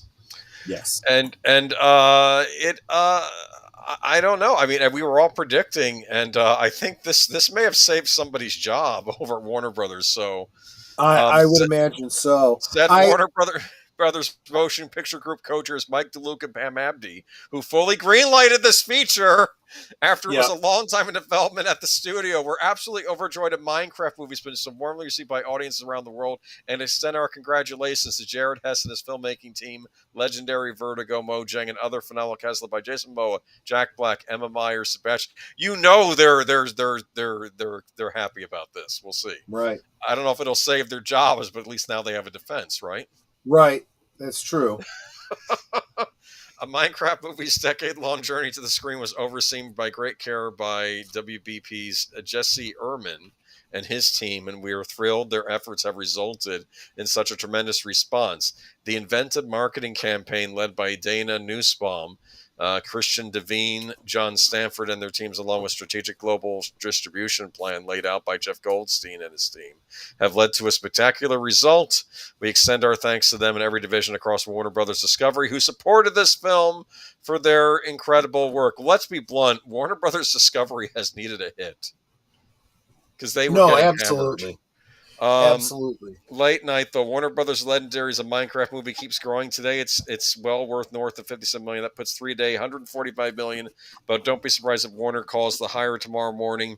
And if this feature take on the Mohang game comes in as the best debut for a video game pick, squashing Super Mario Brothers 3-day weekend. This is outdoing the Super Mario Brothers movie. Look at that. You know, they say timing is everything, and I think that's a big part of this.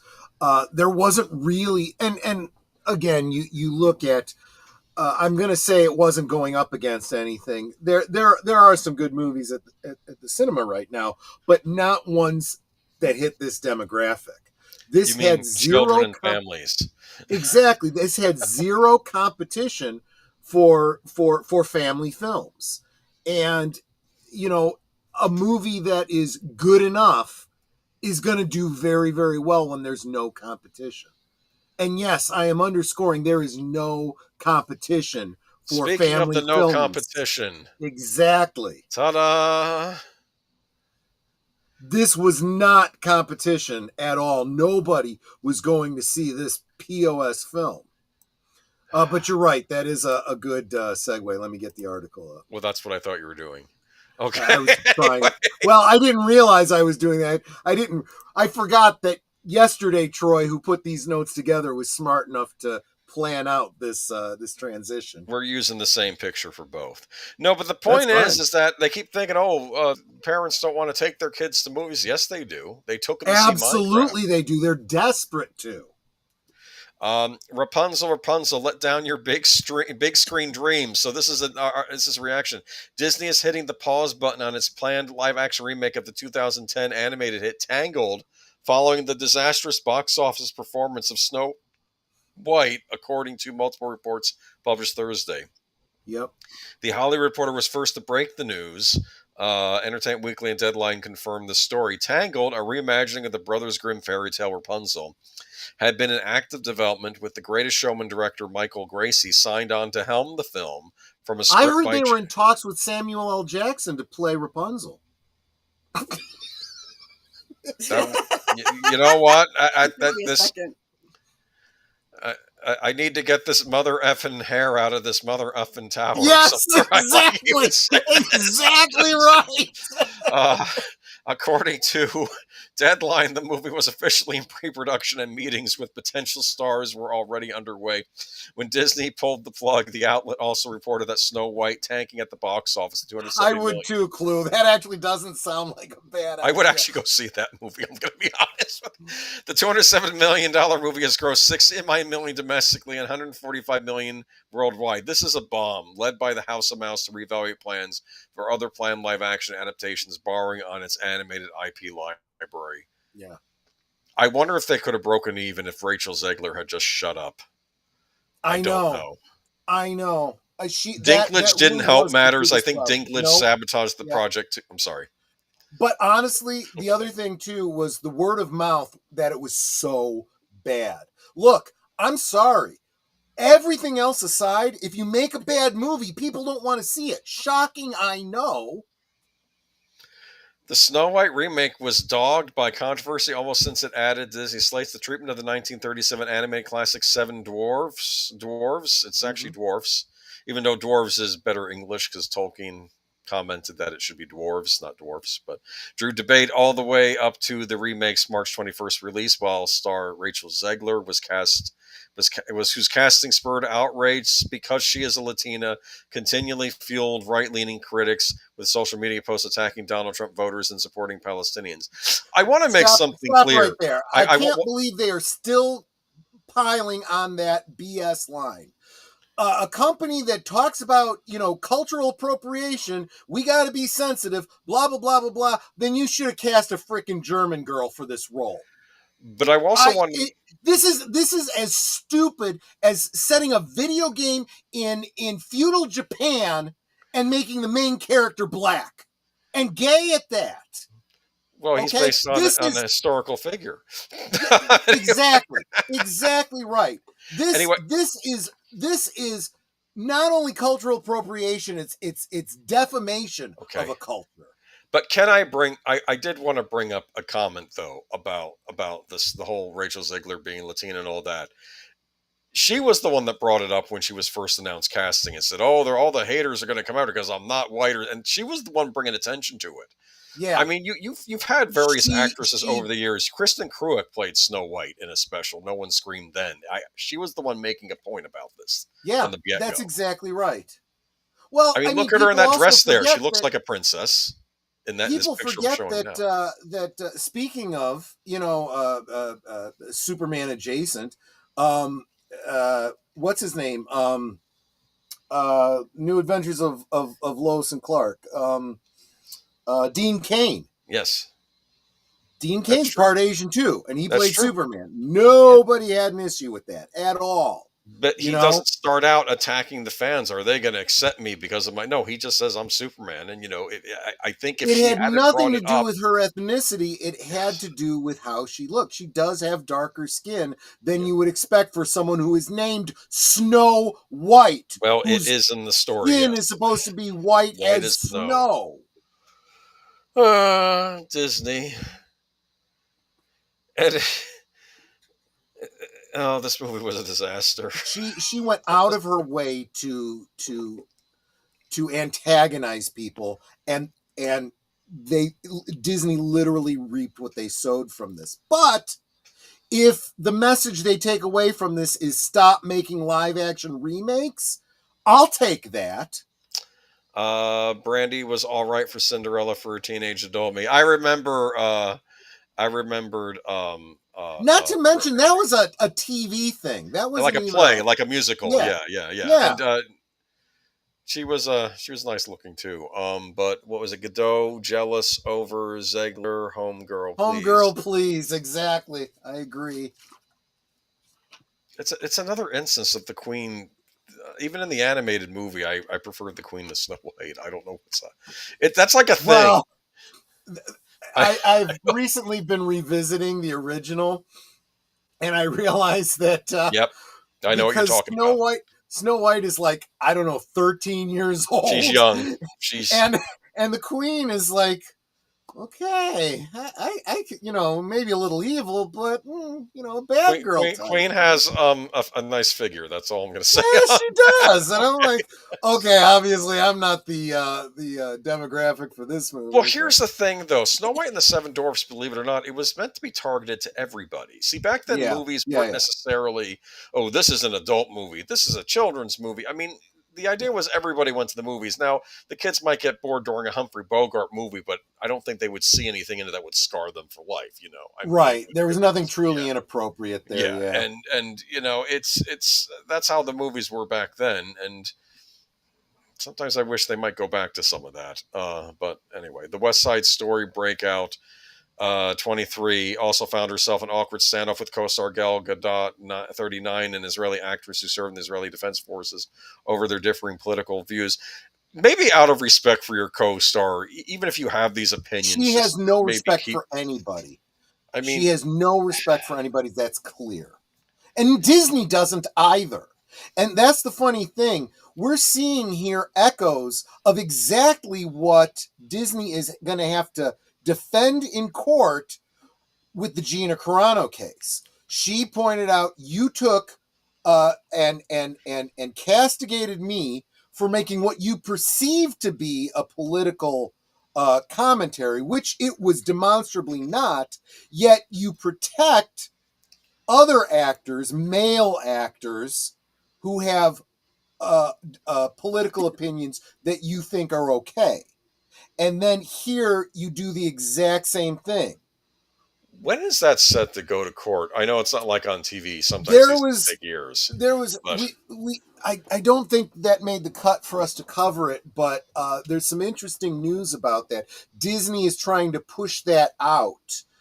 They've gotten a bit of a continuance as it goes into Discovery. I want to know who that Lucasfilm representative that leaked her But findings. here's the I want to know who problem. it was. Here's and I think Culture Casino and Midnight's Edge have talked about this. Check out their videos on this for more.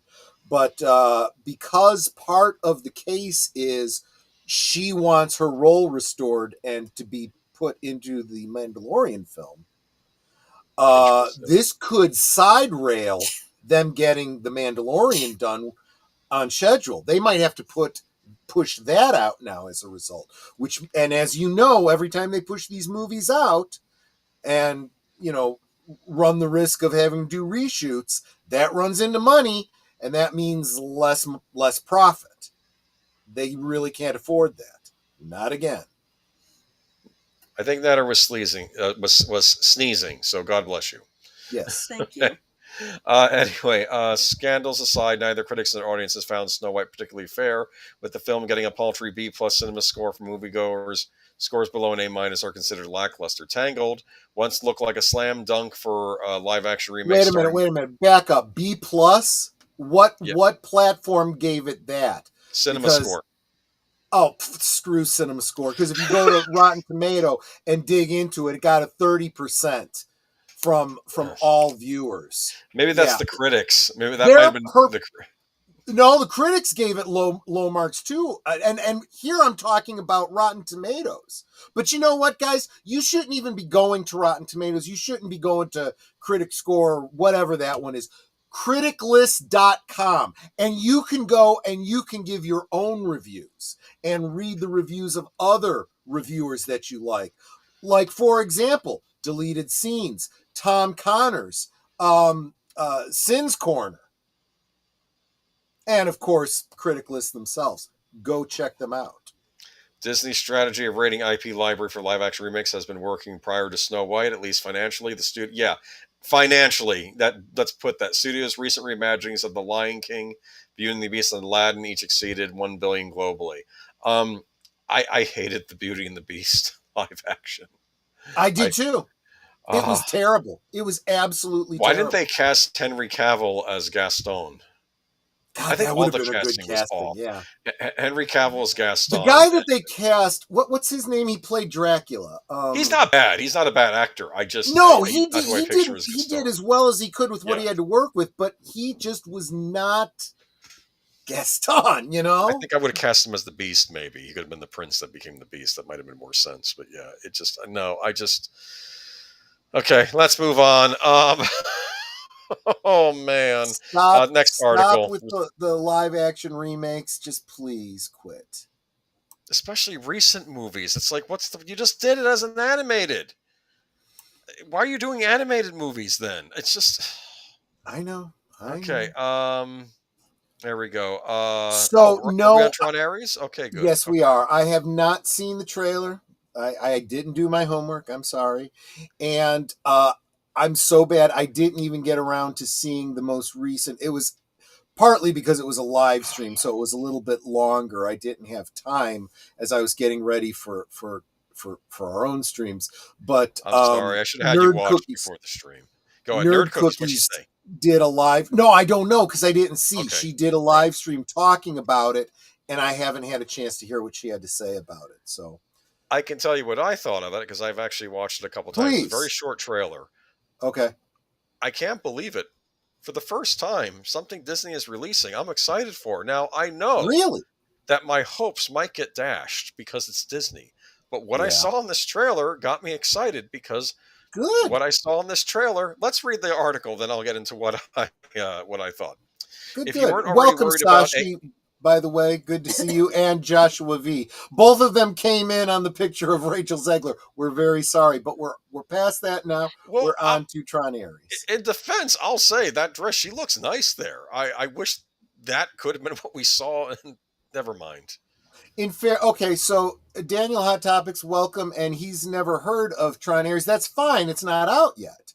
Yes. We're going to kind of, share what we know so far. First trailer broke this week, and I was screaming at Troy to add it. Okay, so if you weren't already, this is a late addition to this notes. If you weren't already worried about AI invading our lives, you might be after watching this trailer. Following its presentation this week at CinemaCon in Las Vegas, Disney has released a new look at the third film in its long-running sci-fi adventure franchise, directed by Joaquin Roning, The Young Women in the Sea, and written by Jesse Whittago and Jack Thorne. Adolescence. The film stars Jared Leto, Evan Peters, Jodie Turner-Smith, Greta Lee, Gillian Anderson, the original star of the series, Jeff Bridges. As per Disney's official synopsis, Tron Ares follows a sophisticated program, Ares, who is sent from the digital world into the real world on a dangerous mission marking humankind's first encounter with AI beings. Leto and Bridges were on hand to showcase the footage at CinemaCon, with the former saying of the first film, "It was the 80s. It felt like the future. Action, adventure, spandex. Lots of spandex."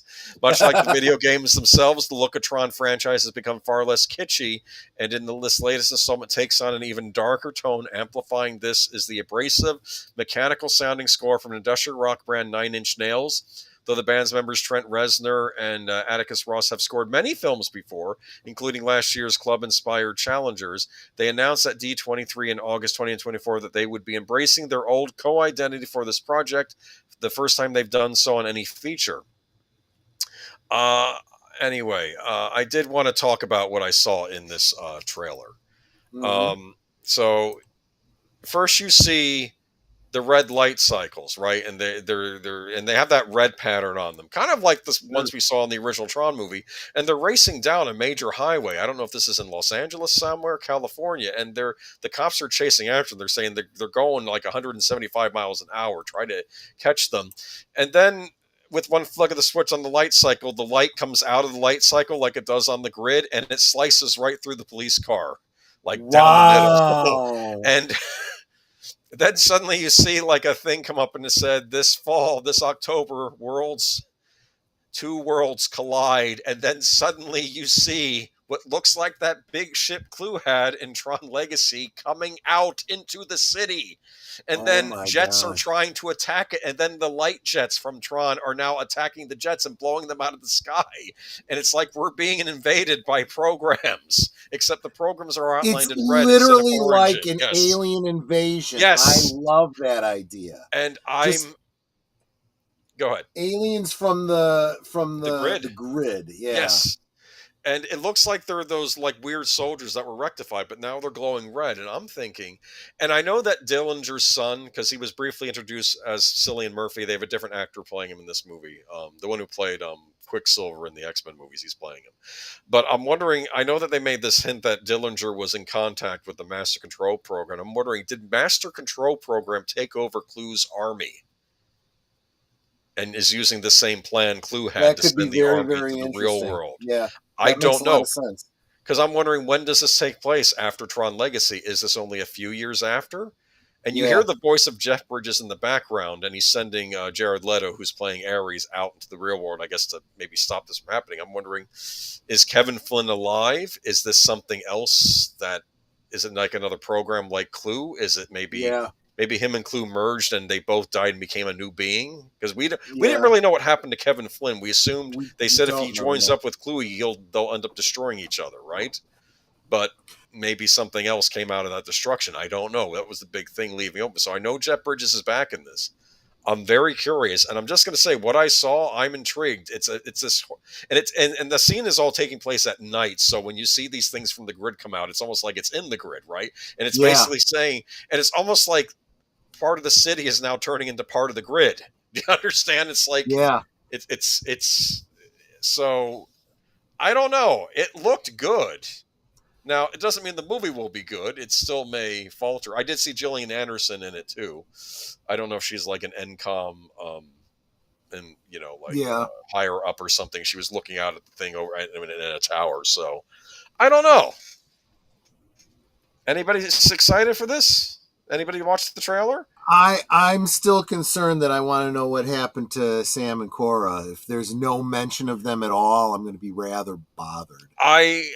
I don't know. Part of me thinks that they're not going to write them out. They'll probably be in there, but part of me also thinks that the reason why they're not in this is because I think with this movie they didn't want to set it 15 years later. I think maybe it's taking place a few years later because they recast the guy. It's not longer Cillian Murphy playing the son of Dillinger. It's somebody else. And I know he's going to be a major character in this, so I don't know if he's going to be. What trying about to stop somebody. Yeah. Have you heard any rumors about them thinking about a follow-up to this? Here's why I heard asked a rumor. Go ahead. I did. What I had heard, someone had said, I don't know at Disney, that if this one does well, they'll do a full-on sequel to Tron Legacy. So I don't know if that means, is this not a full-on sequel? Is this like a spin-off movie? I don't know. Then that implies to me exactly what I was thinking. Okay? Mm-hmm. Think about this.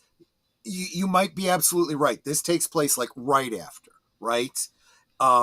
Here and here's what I'm getting at. Remember, we know this from the first movie. What happens on the grid, could seem like years, and it's just a blink of an eye in the real world, right? Because it's speed of light type stuff. So this could be happening immediately after Tron Legacy, right? But imagine this. Cora and Sam get out, and they're not even involved in any of this. They're somewhere else, right? In the world, yes.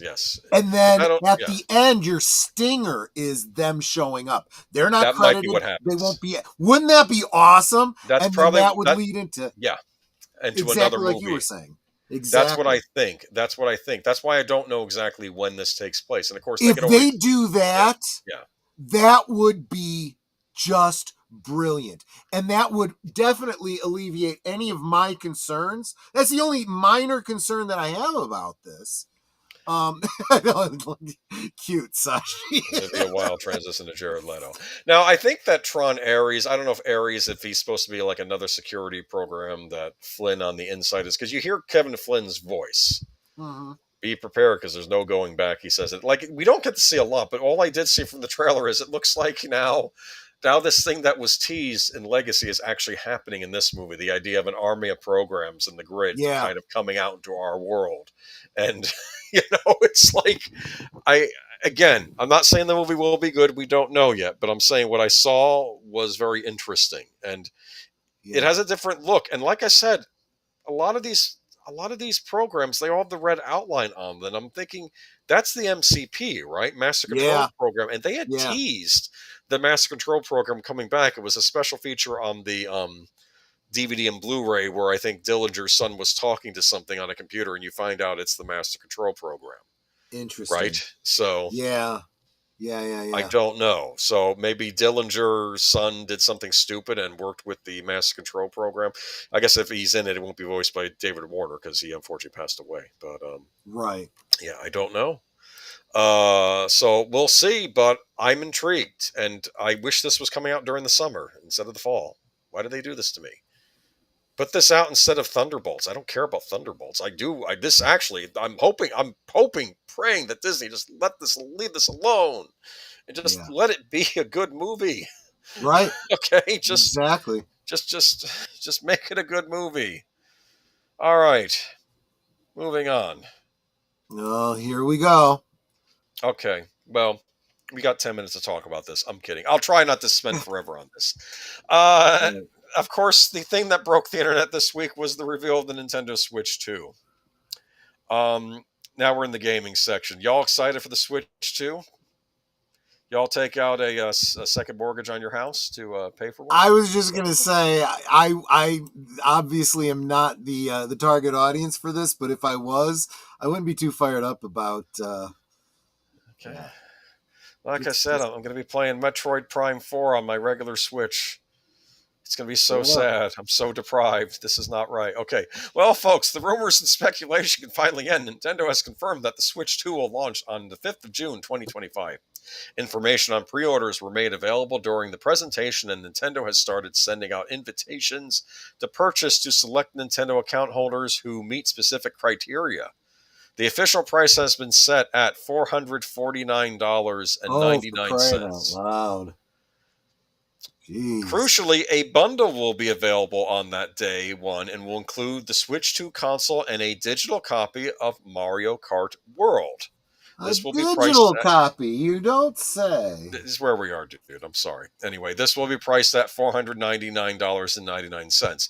So to give this some clarification, I picked up a Nintendo Switch as part of a Black Friday deal. Now they're normally $299.99, but the one I picked up came with a free digital copy of Mario Kart 8. But it's still a free game, even if it's a digital free copy. game, yeah. And I got it as a Black Friday deal. That's about $200 less than what they're charging for this with the same deal, basically, with a digital Mario Kart bundle. Let's move on to the next article. We're just going to keep rolling, all right? Okay, this is. I would only buy a Switch for Mario games. Well, there might be a game coming out that you'd want to buy. I'm not. I'll say this: there are some games. There's a Mario Kart game, and it looks rather intriguing. But let's move on to this next article. We'll just call this the Switch 2 section if I'm able to get the time code this week. But Switch 2 games cost a bit more than you were probably expecting. That's the new Donkey Kong, by the way. You like it? Yep. That's his new look. Okay. It's official. The Nintendo Switch 2 is launching 5th of June with retail price of $449.99. But how much do the actual games cost? Well, it's a bit complicated. Not really, but it ain't simple. As reported by VGC, Mario Kart World will cost $80, but will actually be cheaper if you opt for a digital copy. We don't have the U.S. price at the time writing, but digital copy in the UK will set you back $66.99 pounds. I'm pretty sure it was $10 less for a digital copy. Donkey Kong Bonanza, meanwhile, will be slightly cheaper. In the U.S., a physical copy will be $69.99, but we don't have a digital price yet. Well, we don't know that they're going to charge less for the digital price on that game. Donkey Kong Bonanza. That's what it's called. Oh, do you get it? Bonanza? If you have a choice, bananas. Yeah, exactly. Okay, funny. Okay, if you have a choice, get the physical copy. Always own physical. You must buy digital. It's cheaper. I'm kidding. There's been no official explanation as to the discrepancy in the pricing at the time of writing because everyone's confused. Let's move on to the next article. Let's keep moving. Look at that. Thank you. All right. That's pretty. It's all the Nintendo characters. I gotta tell you, Pauline's looking good. You know, from Donkey Kong, she's one of the racers now.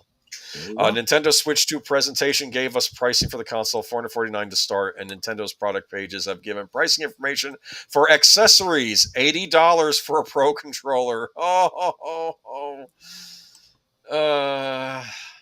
They really get you on the controllers. To be fair, all the game consoles do now. You know how much the game controllers cost for a Nintendo GameCube?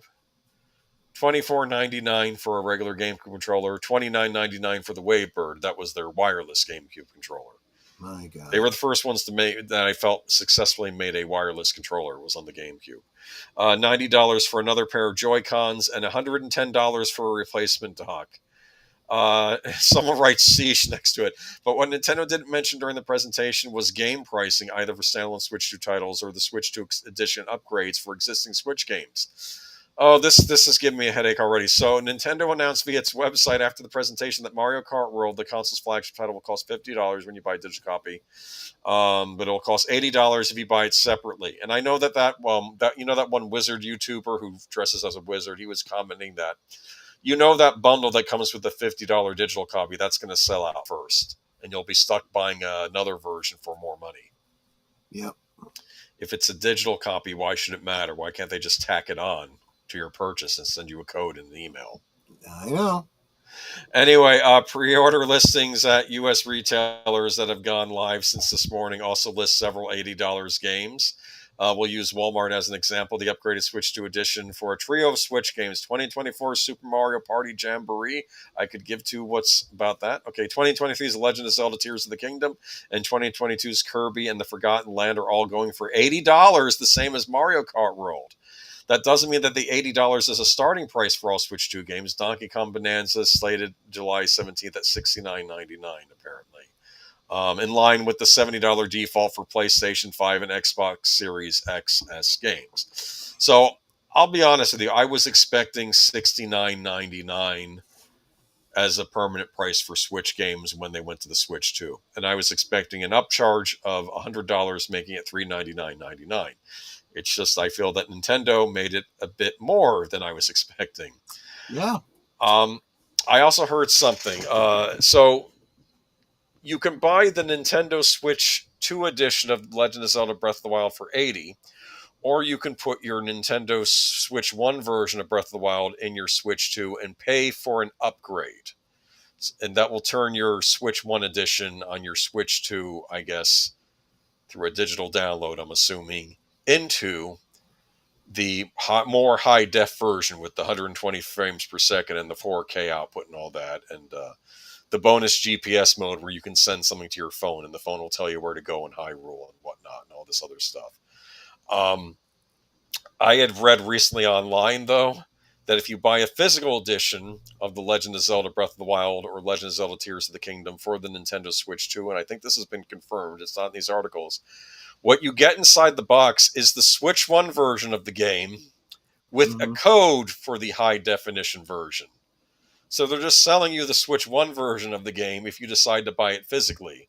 So if you already own the Switch 1 version of the game, do not buy it physically because you're not going to be getting the Switch 2 version of the game. Is any of this making sense to you right now? Oh, it absolutely is. This is you will own nothing and be happy. Okay, not all games releases will follow Nintendo's pricing formula. The Switch 2 release of Street Fighter 2 Year 1-2 Fighter Edition retails for $60, and Square Enix's remastered Bravely Default is going for $40, the exact price of the 3DS version launched over a decade ago. So you're getting a high-definition version of Bravely Default. Yep. Okay. One possible complicating factor for these games. While they're physical releases, they use Nintendo's new Game Key card format, which attempts to split the difference between true physical copies of a game and download codes. Each cartridge includes a key for the game, but no actual game content. The game itself gets downloaded to your system at first launch. But despite holding no game content, the key card must be inserted each time you launch the game, just like any other physical cartridge. Do you understand what I'm saying here? Yes, they want you to believe that you have something physical when you just have a download just like every other time. Well, you have a key that lets you use a download. It's stupid. Again, you will own nothing and be happy. Now, this isn't for everything. Of course, I would argue in some ways that Breath of the Wild you're buying, it's not the Switch 2 version of Breath of the Wild. It's the Switch 1 version, which is now a key to let you play the Switch 2 version of Breath of the Wild. Do you understand what I'm saying here? Yes. So what about the Switch Edition upgrades? They're thinking it's going to be somewhere between $10 and $20. So my theory was $10 is the reasonable upcharge. It really isn't. They should just give it to you for free if you already own the game. But let's not split hairs there. But I would think $10 would seem reasonable. $20 seemed too much. I'm thinking $14.99. They'll split it between the two price points. But they probably won't. They'll probably go for $20 because if you're getting a Switch 1 version of a game that would sell for $60 and the game is $80, and you get a download code pack for the extra $20 with your Switch 1 game, then they're going to charge $20 for the upgrade. Doesn't that make sense? Is any of this making sense? Suppose. Are you getting a headache? It does. I can make it very simple. They're ripping us off. They really are. They really are. That's what it comes down to. Now, in fairness, I do want to be balanced here. I am about to drop a number of links to various other YouTube channels that have done videos on this. Mannix did one. The Nintendo Switch 2 is a complete scam, whereas Valiant Renegade said Nintendo 2 is priced right. SunGuard Studios, we need to have a serious talk about Nintendo 2. He's defending them. He's actually saying it's inflation and other things. Hold on. Yeah. Let me get all these out real quick because Sure. we just got to get through them. Nintendo Switch 2 price. So he's defending them. Culture Casino, of course, Switch 2 shocker, talking about the price. What a disaster. And since you brought up inflation, let's do our homework, people, and actually look at actual inflation. This is a link to the current U.S. inflation rates from U.S. Inflation Calculator. Inflation is actually trending down. And in case you haven't been paying attention or you're believing a bunch of bull crap you've been reading online, the economy is actually doing really well for the past 3 months or so. Just saying. So, maybe companies trying to claim we're going to charge you prices because political this and world economics that, they're full of crap. They're using it as an excuse to rake you. That's rake, R-A-K-E. I want to be very clear what I just said. Rake you over the coals. Exactly. Instead of something else. Anyway, we need to go back to ownership, albums, Blu-rays, cartridges, books, etc. Streaming sucks. I agree, Clue. This is why I say I can't speak to these games, but when it comes to the movies and it comes to everything else, if you can't buy your own physical media, create it yourself. There is a big thing in the retro gaming scene where like companies like Evercade, they release cartridges for their system which had multiple games on it. I was saying that the Atari 7800 is back and they're releasing physical Atari 7800 games again. Yeah. Even you'll see re-releases of older NES games that get re-releases like Retrobit. They're re-releasing RC Pro-Am 2. So if you never got to have that in your NES library, you can buy a reproduction cartridge of it and work on your NES. And so companies do this, but yeah, as far as the modern consoles go, they really are trying to get it so that you don't own anything. This is my own personal take on what's going on here. I'm thinking, is this the Wii U or is this the PlayStation 3? If we're looking, because the whole reason I went through that whole long-winded history of consoles things in the beginning, I made a point that when Sony released the PlayStation 3, they were very arrogant because the PlayStation 3 had done so well that they sold it for a hefty fee. Now, in their defense, I do believe that console cost a lot of money to make because it was also a Blu-ray player. They were really pushing Blu-ray at the time. Right. But I think the price point was too much for most people, and they went with the Xbox or they went with the Nintendo Wii. This is the other thing that I wanted to say about this whole thing. For all of you Marxists out there that are all about tax the rich, this is what it looks like.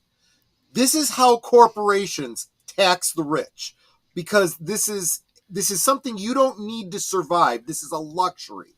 Who buys luxuries? The rich. I've always said this. You talk about the rich, they call you the rich. Yes. When they say tax the rich, they mean you. Put up the next article if you would. I absolutely would. There you go. Thank you. Well, if you live in Japan, things aren't so bad. I wonder why that is. After the Switch 2 Direct wrapped up, Nintendo put out a press release announcing its pricing in different regions, including Japan. However, it appears that Japanese gamers will have an extra cheaper option if they're happy to have a Japanese language only Switch 2. The Japanese language system is priced at $49,980 yen, approximately $337.87 at United States dollars, versus the 69,980 yen for the multi-language equivalent. Why would someone in Japan care about buying a multi-language equivalent? The base system will retail for $449 in Japan. So if you live in Japan, you get I think a very reasonably priced console. See, I was expecting it would be $400. Mm-hmm. $400 and the games would be $69.99. I originally thought that was going to be Nintendo's price point, $100 more, and the games will be $10 more. But they went $20 more and like $150 more, and actually $200 more if you wanted to get it with the Mario Kart game included in the box. This is really bad. I'm sorry. Well, and this is, again, the whole global thing. You want to start talking tariffs and whatnot. Well, you want to buy something from another country, again, look at all of friggin' history. Well, I'm having my champagne imported from France, Yeah. Oh, guess what? You're going to pay through the nose for that, you rich bastard. And it's going to be the same thing with these games. I got to get my Japanese game console. Well, maybe you're going to have to pay a little bit more because, global market. Multi-language for Koreans, Chinese, etc. Or would this be Koreans or Chinese living in Japan? Maybe they'd want to buy the multi-language console. I didn't think about that. Okay, yeah. Yeah. Well, and irrespective of why any individual would want to, I mean, a company is going to make things available and charge you a little bit more if there's more to it. That's fair. I don't know how we've gone here. We had so much goodwill. Oh, I know what happened. A pandemic happened and everything went to crap. Well, like and the pandemic did a great job of demonstrating to us how vulnerable we were, because we went for almost a year not being able to import anything, and prices went through the roof and everything, and now people are getting pissed that someone is actually trying to implement a fix to that going forward. You don't have to worry about a tanker offshore that can't, come into port because of the sniffles if the stuff is made here in the United States. Did I tell you a funny story? I was trying to buy stuff on eBay from people in the East during the pandemic. And a couple of guys from Japan, and he's like, well, I can't send it regular mail right now unless you want me to send it by a boat. And I said, send it by boat. It'll get here eventually. That's what I said. And I ordered something from a guy in Korea as well, and that had to be sent by boat. I ordered the Asian variant of the Sega Genesis Mini. Yes. That's exactly what I'm talking about. When you're ordering something from overseas, it ought to be a luxury. So it shouldn't matter if you get it tomorrow, next week, or next year. But if you are getting your absolute necessities from another country, well, guess what?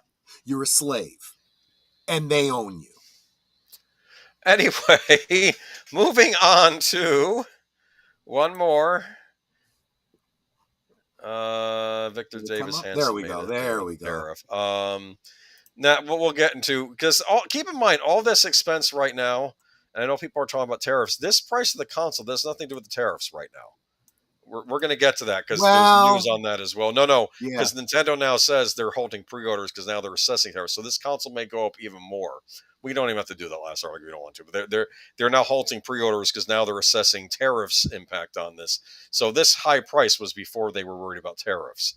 But if you do want to buy a Switch 2, and if you have the bread, the way some people back in the day had bread for a Neo Geo system, even though it was $600 and the cartridges cost $200 a piece. Of course, now they trade for, because they're actual physical media, they now trade for, it's like selling diamonds. But anyway, I almost went to the good old days on the Neo Geo, but we'll do that another time. I like this title. What? I like this title. What's the title? Nintendo. I'm getting ahead of you. Go ahead. I'm sorry. I'm on the next article already. No, we're doing this. Nintendo Switch 2 Direct. I'm giving some highlights from the Direct, all right? Right. Every announcement. And I'm not going to do them all because we'll be here for 3 hours, all right? I'm just going to do the boatload of information. Okay, every announcement. Mario Kart World. In Mario Kart World, you can go off the racetracks and drive virtually everywhere, race seamlessly across connected roads and racetracks that deliver Mario Kart racing like never before. So maybe this is like... what was that movie, The Great Race, where they went anywhere on the racetrack and stuff? Oh yeah. Maybe they're using that as a theme, so it'll be more open world than the other racing games.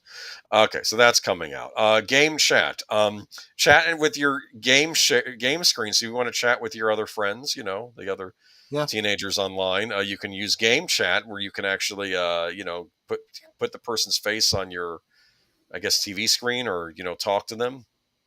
And you can use it with the C button on the right Joy-Con controller. However, I think you only get Game Share for free for a little while, and then it's part of the paid Nintendo Switch Online. So you're not going to be able to use that button unless you pay the yearly fee for Nintendo Switch Online. There you go. You like that? There are a lot of hidden costs on this thing, don't you think? They just want to have their hand in your pocket at all times. That's the way of the future. Yeah. Let me see. I don't care about this. Okay, Nintendo Switch 2 Welcome Tour. Yeah, Nintendo Switch 2 Welcome Tour is an introduction to the new system, giving you a helpful tips on what the Switch 2 is capable of. You'll be able to read facts via information boards and see them in action along a series of mini games. But it's a paid experience. Oh, Nintendo parentheses. But it launches alongside the console on 5th June. Like Sony had something similar with the PlayStation 4 with the little Astrobot character they created, but the little tour thing they had was a free download. Something you got for the system to show you how it worked. Do you understand? Yeah. Nintendo's charging you for that. Um, we got our first look at Nintendo Switch 2 game cards, which are now red, boast much more faster speeds. Nintendo also informed us that the system won't be compatible with micro SD cards and will require you to use micro SD Express cards instead. This is something I'm not going to attack Nintendo on, because one thing I do like about Nintendo with their storage, it's not proprietary. So you can buy SanDisk or whatever for the your storage needs. You don't have to buy anything that Nintendo sells. So that's good. Let's give them some props. Other companies, they sometimes use proprietary storage, and that pisses me off. The all new Switch 2 Pro controller has the C button. Okay, looks like the old Switch 2. Okay, here's some games coming out. Any Elden Ring fans in here? Elden Ring Tarnished Edition comes out. So the critically acclaimed dark fantasy action RPG Elden Ring Tarnished Edition is coming to Nintendo Switch 2 this year, including the base game, Shadow of the Erdtree expansion, new armor, and a new torrent appearance customization feature.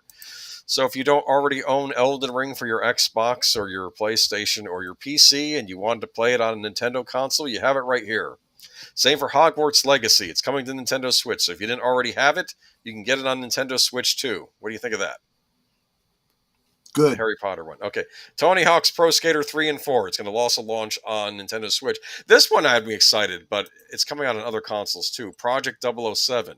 It's a very similar teaser to the reveal we saw 4 years ago, but IO Interactive revealed that the James Bond starring title Project 007 is still very real and it will be coming to Switch 2 at some point. All right, Yakuza 0 Director's Cut, the definitive version of Yakuza 0. So if you want more Yakuza 0, and if you haven't already bought it twice on your Xbox One and your PlayStation 4 because you're obsessive compulsive, like some people talking right now, you can buy it again on your Switch 2. You didn't get what I just did there. Okay. Can you hear me? Yes, I can hear you. Hyrule Warriors Age of Imprisoned. Oh, this is a new warrior-style game set in the Zelda universe. So this is a new game. Okay. Nintendo Switch Online GameCube Library. Nintendo Switch Online plus Expansion Pass. You have to buy the Expansion Pass for I think 50 or whatever they're charging this year. But then you get access to GameCube games that you can download onto your system and play as long as you're a subscriber. Otherwise, you don't get to play them. The Legend of Zelda The Wind Waker is going to be on this. Soul Calibur 2 F-Zero GX. So instead of getting the Legend of Zelda HD remake that they released on the Wii U, and I was hoping would get ported to the Nintendo Switch or even the Switch 2, we're going to get to play the old GameCube version, which is not HD, through a subscription pass. It's fine. There you go. Cyberpunk 2077 Ultimate Edition. No, it's fine. And I picture the cartoon dog sitting drinking his beer with flames all around. Yeah, it's fine. This is okay, because I wanted to get that HD remake you did on the Wii U. You already made it in HD, and I could play that version, and that's the version I want for the Nintendo Switch, and you didn't bring it out. You brought crap out that I didn't want. But anyway, okay. Cyberpunk 2077 Ultimate Edition. If you want Cyberpunk 2077, Final Fantasy VII, Hollow Knight Silksong still being made, Star Wars Outlaws, the big Ubisoft hit that was released last year, remember? Mm-hmm. The one that we made fun of? Anyway, that's coming out. Professor Layton in the New World of Steam is coming out. So Professor Layton, he's the world's greatest detective, and now he's in the New World of Steam. That was a game series made where it's almost like you're solving mysteries, but it's like solving highlights puzzles. Remember Highlights magazine? I do, yeah. Okay, yes, okay. The Duskbloods. This is an exclusive game from Software, and they think it's an unofficial sequel to Bloodborne that was a PlayStation 4 exclusive, and it's coming exclusively to Nintendo Switch 2, so this could get the From Software nuts. The people that like Dark Souls and Elden Ring, they might want to get this on Switch. Get a Switch 2 for this.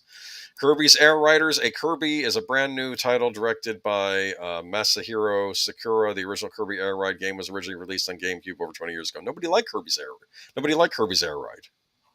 Donkey Kong Bonanza. Explore a vast underground world by smashing your way through it. Bash throw and climb your way through just about anything in DK's brand new 3D platforming action adventure game. That looks really cool. Basically, it's like a Mario 3D platformer, except you get to destroy everything on the screen and rip the ground up and just demolish it because you're playing as Donkey Kong. You understand? Yes. Okay. It looked good. I wish it was coming out on the regular Nintendo Switch so I could play it, but because I'm not getting a Nintendo Switch 2 anytime soon. Let's go to the next article. The GameCube scalpers. Yes, this is the one that I was talking about. Why do you find this interesting? Because why do you find this funny? Because I hate scalpers. How are you a scalper? I'm not time traveling back in time to 2001 to go buy GameCube games to store them, then sell them later. The GameCube's been a defunct system since 2006. It's not my fault that at the time everybody made fun of the GameCube and made fun of GameCube owners. I'm speaking to me. And we bought our GameCube games, and now it's this big collectible system where the games fetch high prices because they weren't produced in high numbers because nobody bought the system.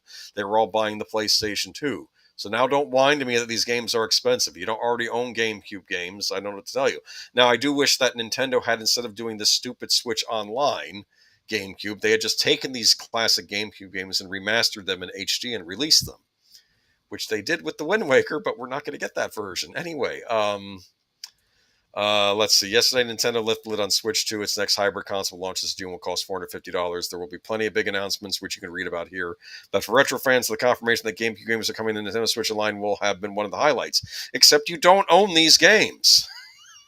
You don't even own them as digital downloads because you have to pay the subscription service to use them. Yes. Yes, Fire Emblem Path of Radiance is insanely costly these days. It was at one point $19.99. Suckers. GB Robo, I had that one. Okay, let's move on. I don't care.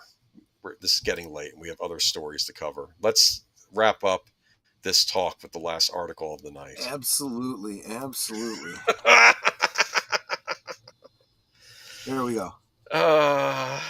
I'm not informed enough on this, so I won't be spouting out a political opinion, but I am going to say this, though, that people were yelling. I know Forbes had said, well, the reason it's so much is because of the tariffs. And I'm like, well, no, because now Nintendo... That has not yet been factored in. They've not factored that in yet. So they will use it as an excuse to take the price up even further. Maybe, and then, yes. And I'm telling you, it's like the other one you were talking about. If they push the price too high, and this is the thing to always remember, people.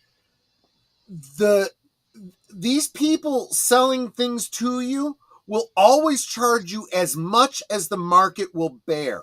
They always want to maximize their profit. So they will charge you as much as they can. And if they put something out at a price point and it sells out, they know they could have put it out for more. So the next time they will.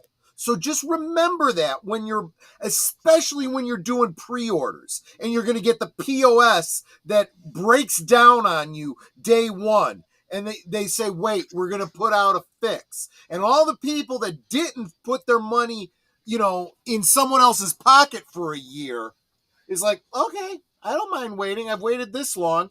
And you're sitting there going, you've got my money. I want my thing. Just saying. Greg is passionate. I do, yeah. I mean, it's like that scene from Pirates of Silicon Valley. I want to use the clip when Bill Gates is looking at the latest, Mac computer. And he's like, I want it, Steve. I want it! And he's screaming. And it's just... Did you ever see that TNT, made for TNT movie about the beginnings of Apple and Microsoft?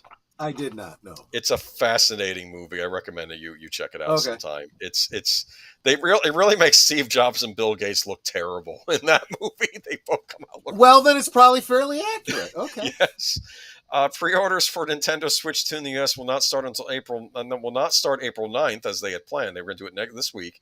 In order to assess the potential impact of tariffs and evolving market conditions, the company said in a statement, Nintendo will update timing at a later date. The launch date of June 5th, 2025 is unchanged. Can I just talk a little bit about the fallout? For instance, Sungrave made a point, and I actually do agree with him, that not all of this stuff is bad. Like, we don't like this whole card key crap. Do you? I don't like it. But I think what Nintendo is saying is, for a while, there have been third-party Nintendo Switch games that have released where you needed to download part of the game onto the console, and it wasn't all on the card. And I think that this is Nintendo's way of showing transparency, basically telling these third-party companies, look, if you don't want to put the whole game on the cartridge, we'll let you do that, but you have to advertise it as a key and not as a cartridge, because that's false advertising. So maybe in some ways they are being more transparent there. For instance, this new Tony Hawk game coming out for all consoles, including the Switch and also places for it, says internet required for the game for a download. Well, why do I need internet to play a game I bought in a store off the shelf? Exactly. Because the game isn't on the disc. Exactly. Anyway.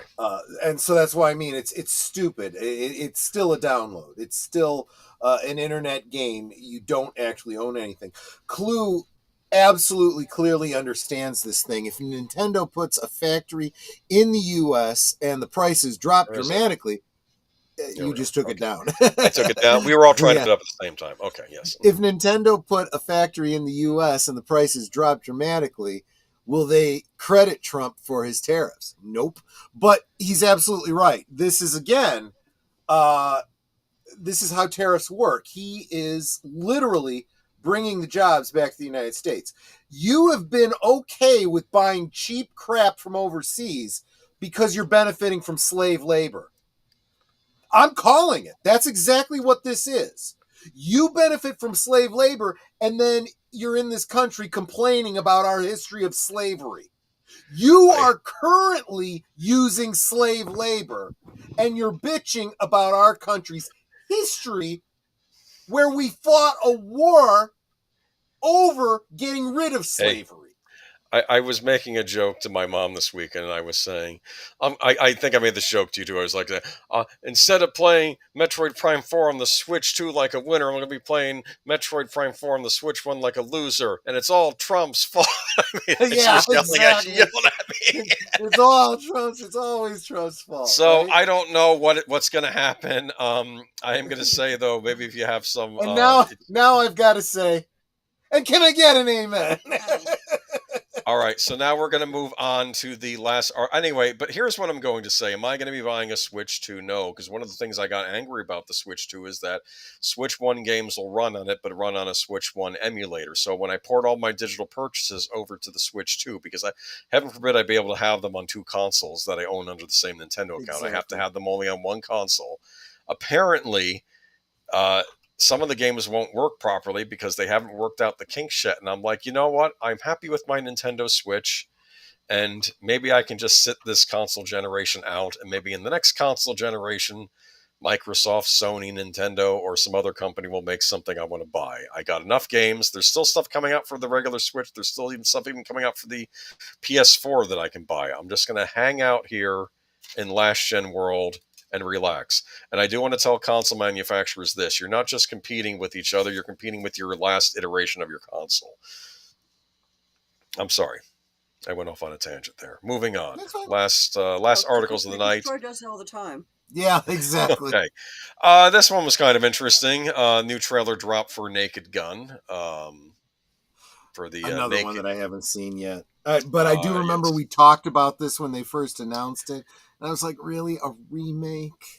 It's not a remake. So who would have thought that Liam Neeson could be the Lex Leslie Nielsen, the Taken icon and late comedy legend, are now sharing more than just initials. Neeson is playing the son of Nielsen's beloved Naked Gun character, Frank Drebin, who Nielsen portrayed in the 1980s TV series Police Squad, an original Naked Gun film franchise. He's playing Frank Drebin Jr. Interesting take on it. Okay, good. Naked Gun reboot is directed by SNL and The Lonely Island alum Akiva Schaffer, and with Seth MacFarlane and Erica Hudgens producing. Schaffer co-wrote the script along with Dan Greger and Doug Mann. I'm going to say if Seth MacFarlane is involved, that gives me a little bit more hope that this might actually be the kind of edgy funny that the original Naked Gun was. I think they're going to try for the same style of humor. I'm not going to spoil the trailer if you watch it, but it seems to be doing a similar thing. But it's only a teaser, so there's more left to happen.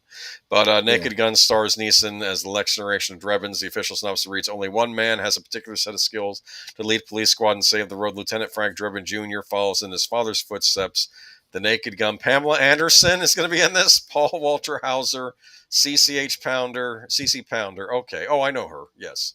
She was on the show The Shield, actually. Kevin Durand, Cody Rhodes, Lisa Koshy, Eddie Yu, and Danny Houston co-star. Nielsen previously told ComingSoon.net that he felt slightly nervous about leading a sequel to the iconic comedy films. Neeson says he knows his comedy chops have to be proven. But here's my thing. If Leslie Nielsen is basically just sort of playing his normal characters he plays in all of his action movies, right? Mm-hmm. But in completely ridiculous situations, I could see this being a brilliant comedy, right? Which is exactly why the original worked with Leslie Nielsen. People forget Leslie Nielsen prior to these doing those comedies. He was a leading man type of actor. Like yes, he was he in absolutely the Poseidon Adventure. He was in Forbidden Planet. So Forbidden Planet, having him absolutely. kind of playing like yes, which I heard is getting a remake also. That could be good if they do it right. That could be good if they do it right. Just do it well, please. And let's move on to the last two of the night because Boomer has to get up. You want to get me started on this one, right? We're going to get started on this. I know you're excited. I know you're not excited. You don't like this title, do you? Sony delivered a double dose. This titling this Spider-Man movie with this title is the biggest slap in the face to every Spider-Man fan. It really is. It is offensive. Okay. Sony delivered a double dose of Spider-Man goodness at CinemaCon, finally revealing the release date for Spider-Man Beyond the Spider-Verse and revealing that Tom Holland's fourth upcoming Spider-Man movie will be titled Spider-Man Brand New Day. The film picks up after the events of Spider-Man No Way Home, where Holland's Peter Parker asked Doctor Strange to wipe the world's memories of his secret identity. While Peter was able to stop an invasion of villains thanks to Strange's spell, the cost was bittersweet. He lost his Aunt May. I'm sorry, that's a spoiler if you've not seen it. While his best friend Ned Leeds and girlfriend MJ don't know who he is anymore. It effectively gives Spider-Man Brand New Day a fresh start, much like the comic book arc that seems to be its major inspiration.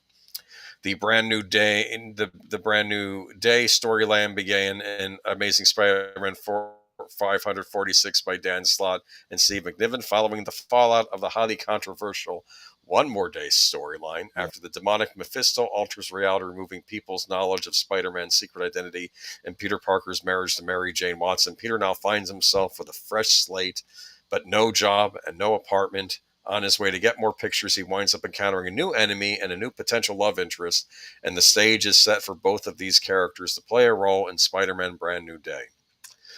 Brand New Day would introduce a new foe for Spider-Man to fight, the crime lord known as Mr. Negative.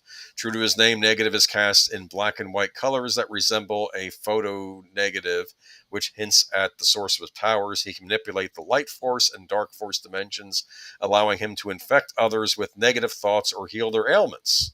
Interesting. He was in the Spider-Man PlayStation 4 game. He was like one of the major villains they were teasing in the trailers. Because like the beginning of the game, it starts with him finally putting the Kingpin in prison, but now there's a new villain on the block filling in the gap, and it's Mr. Negative. But. So I want to thank Joe's Atmosphere for the $2 super chat to say, Troy's right, only one more day would be worse. I don't think you could separate the two. I mean, they're really inseparable. And I will actually say this. The whole story of what was it called? No Way Home or whatever. Was that the one with Doctor Strange? Yes. So Doctor Strange in the Sony Spider-Verse is basically playing the role of Mephisto. They basically already did the One More Day story, but not as offensively. So probably not. No. Yes. And the fact that they didn't actually call it One More Day is like, I'm like, okay, that's fine. That's better anyway. But yes, if they're gonna follow it up with the way they followed up One More Day. With Brand New Day, and they're actually calling it Brand New Day. So, for those of you that don't know, spoiler for, I don't know, almost 25-year-old comic story. After, he makes this deal with the devil, and everyone forgets about him, He has to he makes this deal with the devil to bring Aunt May back, and in order to bring Aunt May back, who died, he's got to give up his relationship with Mary Jane. And everyone is like, that is the stupidest deal I've ever heard. Aunt May was not, Marissa Tomei. Aunt May was like, grandma, 90-year-old decrepit, Look, I loved my grandmother. I was devastated when she died. She was 90 years old. I would not make a deal with the devil to give up my marriage to my wife in order to have my grandmother back for, one more day. What? She's 90 years old. How much longer did you expect her to live? I hate to say it, but everyone dies eventually. You need to learn to live with it. That's how humanity has existed forever. You grieve, you move on. You definitely don't say, honey, I love you, but I'm going to, make it like we never got married because I want my grandma back. Didn't he ever talk to Ghost Rider? I think he was seeking out all kinds of means to try to. Because do you remember Ghost Rider? I mean, if I'm going by the movie story, I don't know if it's in the comics, that his father died, and maybe his father had cancer, and he's like, I want to stop that, so he made a deal with the devil, right? And then I think his dad just gets shot by some hoodlums after he gets cured of the cancer, but he's like, and the devil laughs at him, well, you still made a deal with me, right? Yeah, exactly. Like, yes, it's like, and that's just it. I mean, Aunt May survives, and then she dies of a heart attack or a stroke too. That's even worse. Can you imagine that? You get Aunt May back, and then she has a stroke, and then she's like, paralyzed for 10 years. I mean, I don't know. It was the worst possible story. Just the fact that I'm even talking about these things is just ridiculous. And this is exactly during that time period when Marvel started losing all of their sales. Spider-Man was the only holdout, and at this point, well, I mean, it was on its last legs after the Clone Saga bullcrap. But at least they straightened that one out. They figured out a way to kind of sidestep retcon it. But once they did this, people were like, nope, I'm out. And the sales for Spider-Man have never recuperated. You know what people are reading? Ultimate Spider-Man. That's what they're reading. So this is the dumbest crap I've ever heard. I mean, this is right. This makes the decision to make Madam Web seem like a genius idea. Well, maybe it's just a title and they'll do something completely different, huh? Like I said, yes, that is a possibility based on the previous movie I just said, right? But by naming it that, they've already given us as fans the middle finger. So I am not inclined to wait and find out if they actually do a good job with this movie. I won't be seeing this movie. Why did they call it like Spider-Man, like finding a new like a new home? They could have called it something else. They did need to get away from the something home. Yes. Because that was getting old. Like, what were they? I fully expected the next movie to be called Homeless. I really did. Well, knowing the way things go for Peter Parker, that might not be far off. That is basically where the story is starting out. Oh no! Now I see Spider-Man like breaking into a McDonald's in the middle of the night, making himself a hamburger. Right, exactly. Never mind. Anyway, moving on to our last story of the night. Thank you, Joe's Atmosphere. Yes. Let's move on to the final story of the night, I believe. So you're not looking forward to that. And this one I thought was interesting enough. We got to talk about it. Yeah. Maggie Gyllenhaal, who is directing this movie. She's an actress. You may have known her from Donnie Darko. Remember, she was in that. The Secretary. Oh, she was in The Dark Knight. Yes. The Secretary. No, Secretary is the only thing I remember her from. Oh my goodness, dude.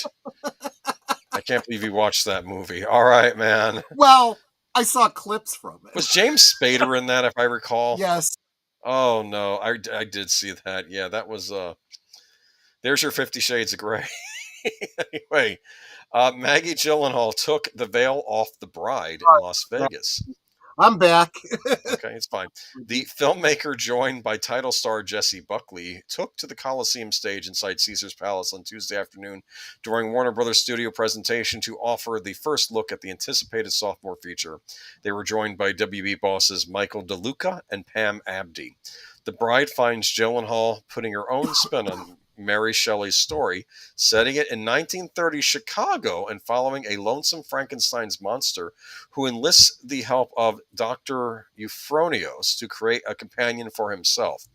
They revive a murdered woman, creating the titular bride. Buckley stars opposite Christian Bale, Penelope Cruz, Annette Bening, John Magaro, and Julianne Hough. It's also a bit of a family affair as Gyllenhaal cast her younger brother Jake Gyllenhaal and husband Peter Sarsgaard. Gyllenhaal said that after her directorial debut, The Lost Daughter, she was looking for a follow-up that was poppin' big and radical at the same time. Then she went to a party where she encountered a man with a tattoo of the Bride of Frankenstein on his arm. It hooked me, and I went home and watched the movie. She continued, the bride is in the movie for about 3 minutes, and she doesn't speak, which could not be more different than our bride. So Gyllenhaal conceived of a bride who is beyond Frankenstein's wildest imagination, a mate who doesn't really fit in the box. She added that she's also interested in monsters. All of us have a little aspect of something monstrous in us, which is why we love monster movies. Probably, the filmmaker said, you can run from it your entire life, or you can shake hands with it.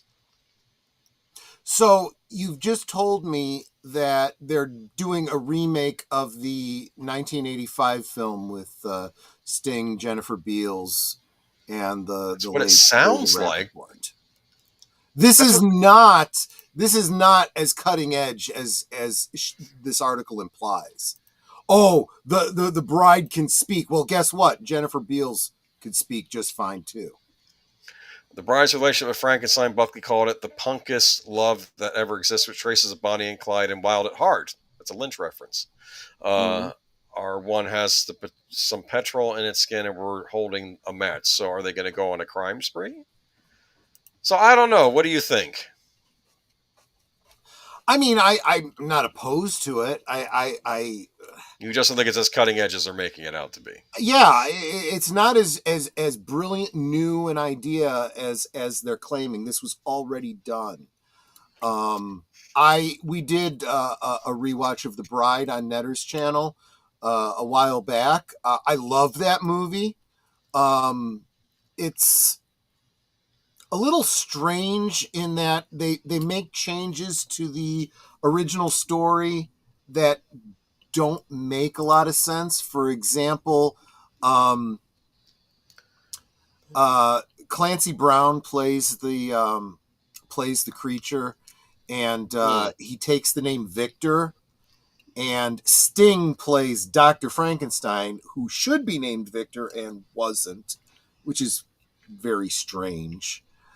Added a bunch of characters that I loved, like I said, David Rappaport, for example. But yeah, it was a very different take on The Bride, and honestly, there's nothing that I'm hearing in this one that tells me it's going to be any different. But it could be yet another take on The Bride. So we'll see. I'll give it a chance. I mean, let's face it, this isn't being done by Universal, so it's not like, you know. It's going to take place in 1930 Chicago. Do you think Al Capone will show up? There's got to be at least a reference, I would imagine. I guess. So, I don't know. We'll see. This will either be brilliant or it will be another disaster like Mickey 17. I don't know. But I thought you might be interested in this because we've often talked about Universal trying to get the Monsterverse off the ground, and yet someone's making a Bride of Frankenstein movie, and it's not Universal. So, I don't know. Yeah, well, that's the other thing, too, about these properties that are in the public domain. You know, Universal does not own, you know, those monsters because all they own is their own version of them. You know, whatever makes it uniquely Universal. Jennifer Beals from the L Word. I guess she was on that show. She doesn't age. She was. I've noticed that about Jennifer Beals. She looks fantastic. I may or may not have seen some clips from that too. I will not incriminate myself. All right, and that brings us to the end of Geeky Geezers. We had to cut stories out from tonight. That's how chock full of news. I probably will not spend as much time on the Switch 2 in the future, but if maybe an article or two here and there. I'm not planning on buying one anytime soon. It took me 3.5 years to buy a Switch 1, so we'll see in 3.5 years how I feel. How does that sound? Okay. It makes a lot of Anyway. sense. See if it goes the distance. So if you are here on my channel or on Netter's channel, stay right there. You will be forwarded on to reserved seats with deleted scenes. His special guest tonight is John Doe Juggalo. Looking forward to that. If you are on Age of Boomers channel, you might just want to click, hit that link and. You should be subscribed to Deleted Scenes too. If you are not. Yeah, I mean, if you're not subscribed to Deleted Scenes, where you been, man? I mean, yes. He's one of the producers on this show, so it's it's all in the family here, Yes, and he's good people, and like I said, be sure to tune in this Tuesday because, well, let's go to Monday first though. Monday you'll be doing. So Monday we is members night at the movies, and the members I made the executive. I give the members the choice, and unfortunately, I find myself having to make executive decisions. So this week, I said, look, we should really do a Val Kilmer film. So I gave a list of Val Kilmer films and said, just what are your thoughts? And they voted. And there was a two-way tie between Tombstone and The Doors. And this morning, that tie was still there, and I said, "Well, I gotta decide because I gotta get the thing put together." So I decided to go with The Doors since we had done Tombstone not too long ago on Big Al's channel. Right. So tomorrow night, members night at the movie. Members on my channel can join us for. The Doors from I think that was 91. Great Val Kilmer film, Jim Morrison. It's a great movie. I missed that. It was what really caused me to become a huge Doors fan, a fan of their music. That'll start tomorrow night at 8 Central, 9 Eastern. And if you're not a member and you would like to join us, it's only $2 to become a member, so just consider it. We do a movie every Monday night, and let's see. So yeah, that's Monday. Yes, and Tuesday night, be sure to tune into Deleted Scenes channels. Though we'll also have simulcasts on our channels. But all you want of our to channels, the Sparkwood 21 for our special interview. Yeah. So we spent 4 weeks watching the fan film Queen of Hearts. We are having the writer and director on to do an exclusive interview with him, and we're hoping that he will be a little more forthcoming with thoughts and insights than David Lynch would have been. I suspect he will be. It was a lot of fun watching. We got some great feedback from him behind the scenes because he was listening in to our reactions, and he was pretty thrilled with that. So I think we're going to have a lot of fun on Tuesday night. That's 7:30 Central, 8:30 Eastern on all of our channels, but primarily on Deleted Scenes channel. And then that'll bring us to Thursday. Oh, no, that's going to be back to your channel for... Yeah.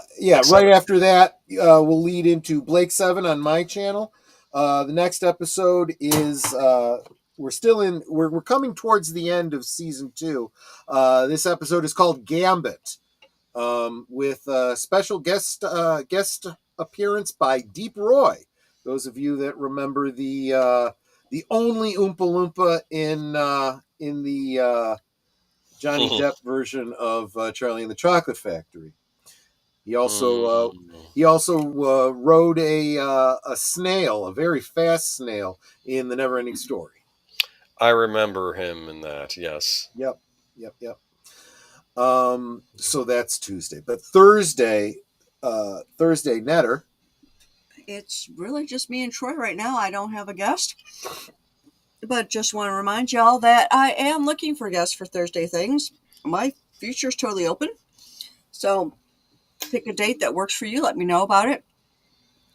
And if you are a SME, somebody who is really passionate about a particular thing that you're like, I want people to know about this because I really like it and I think other people would too. Right.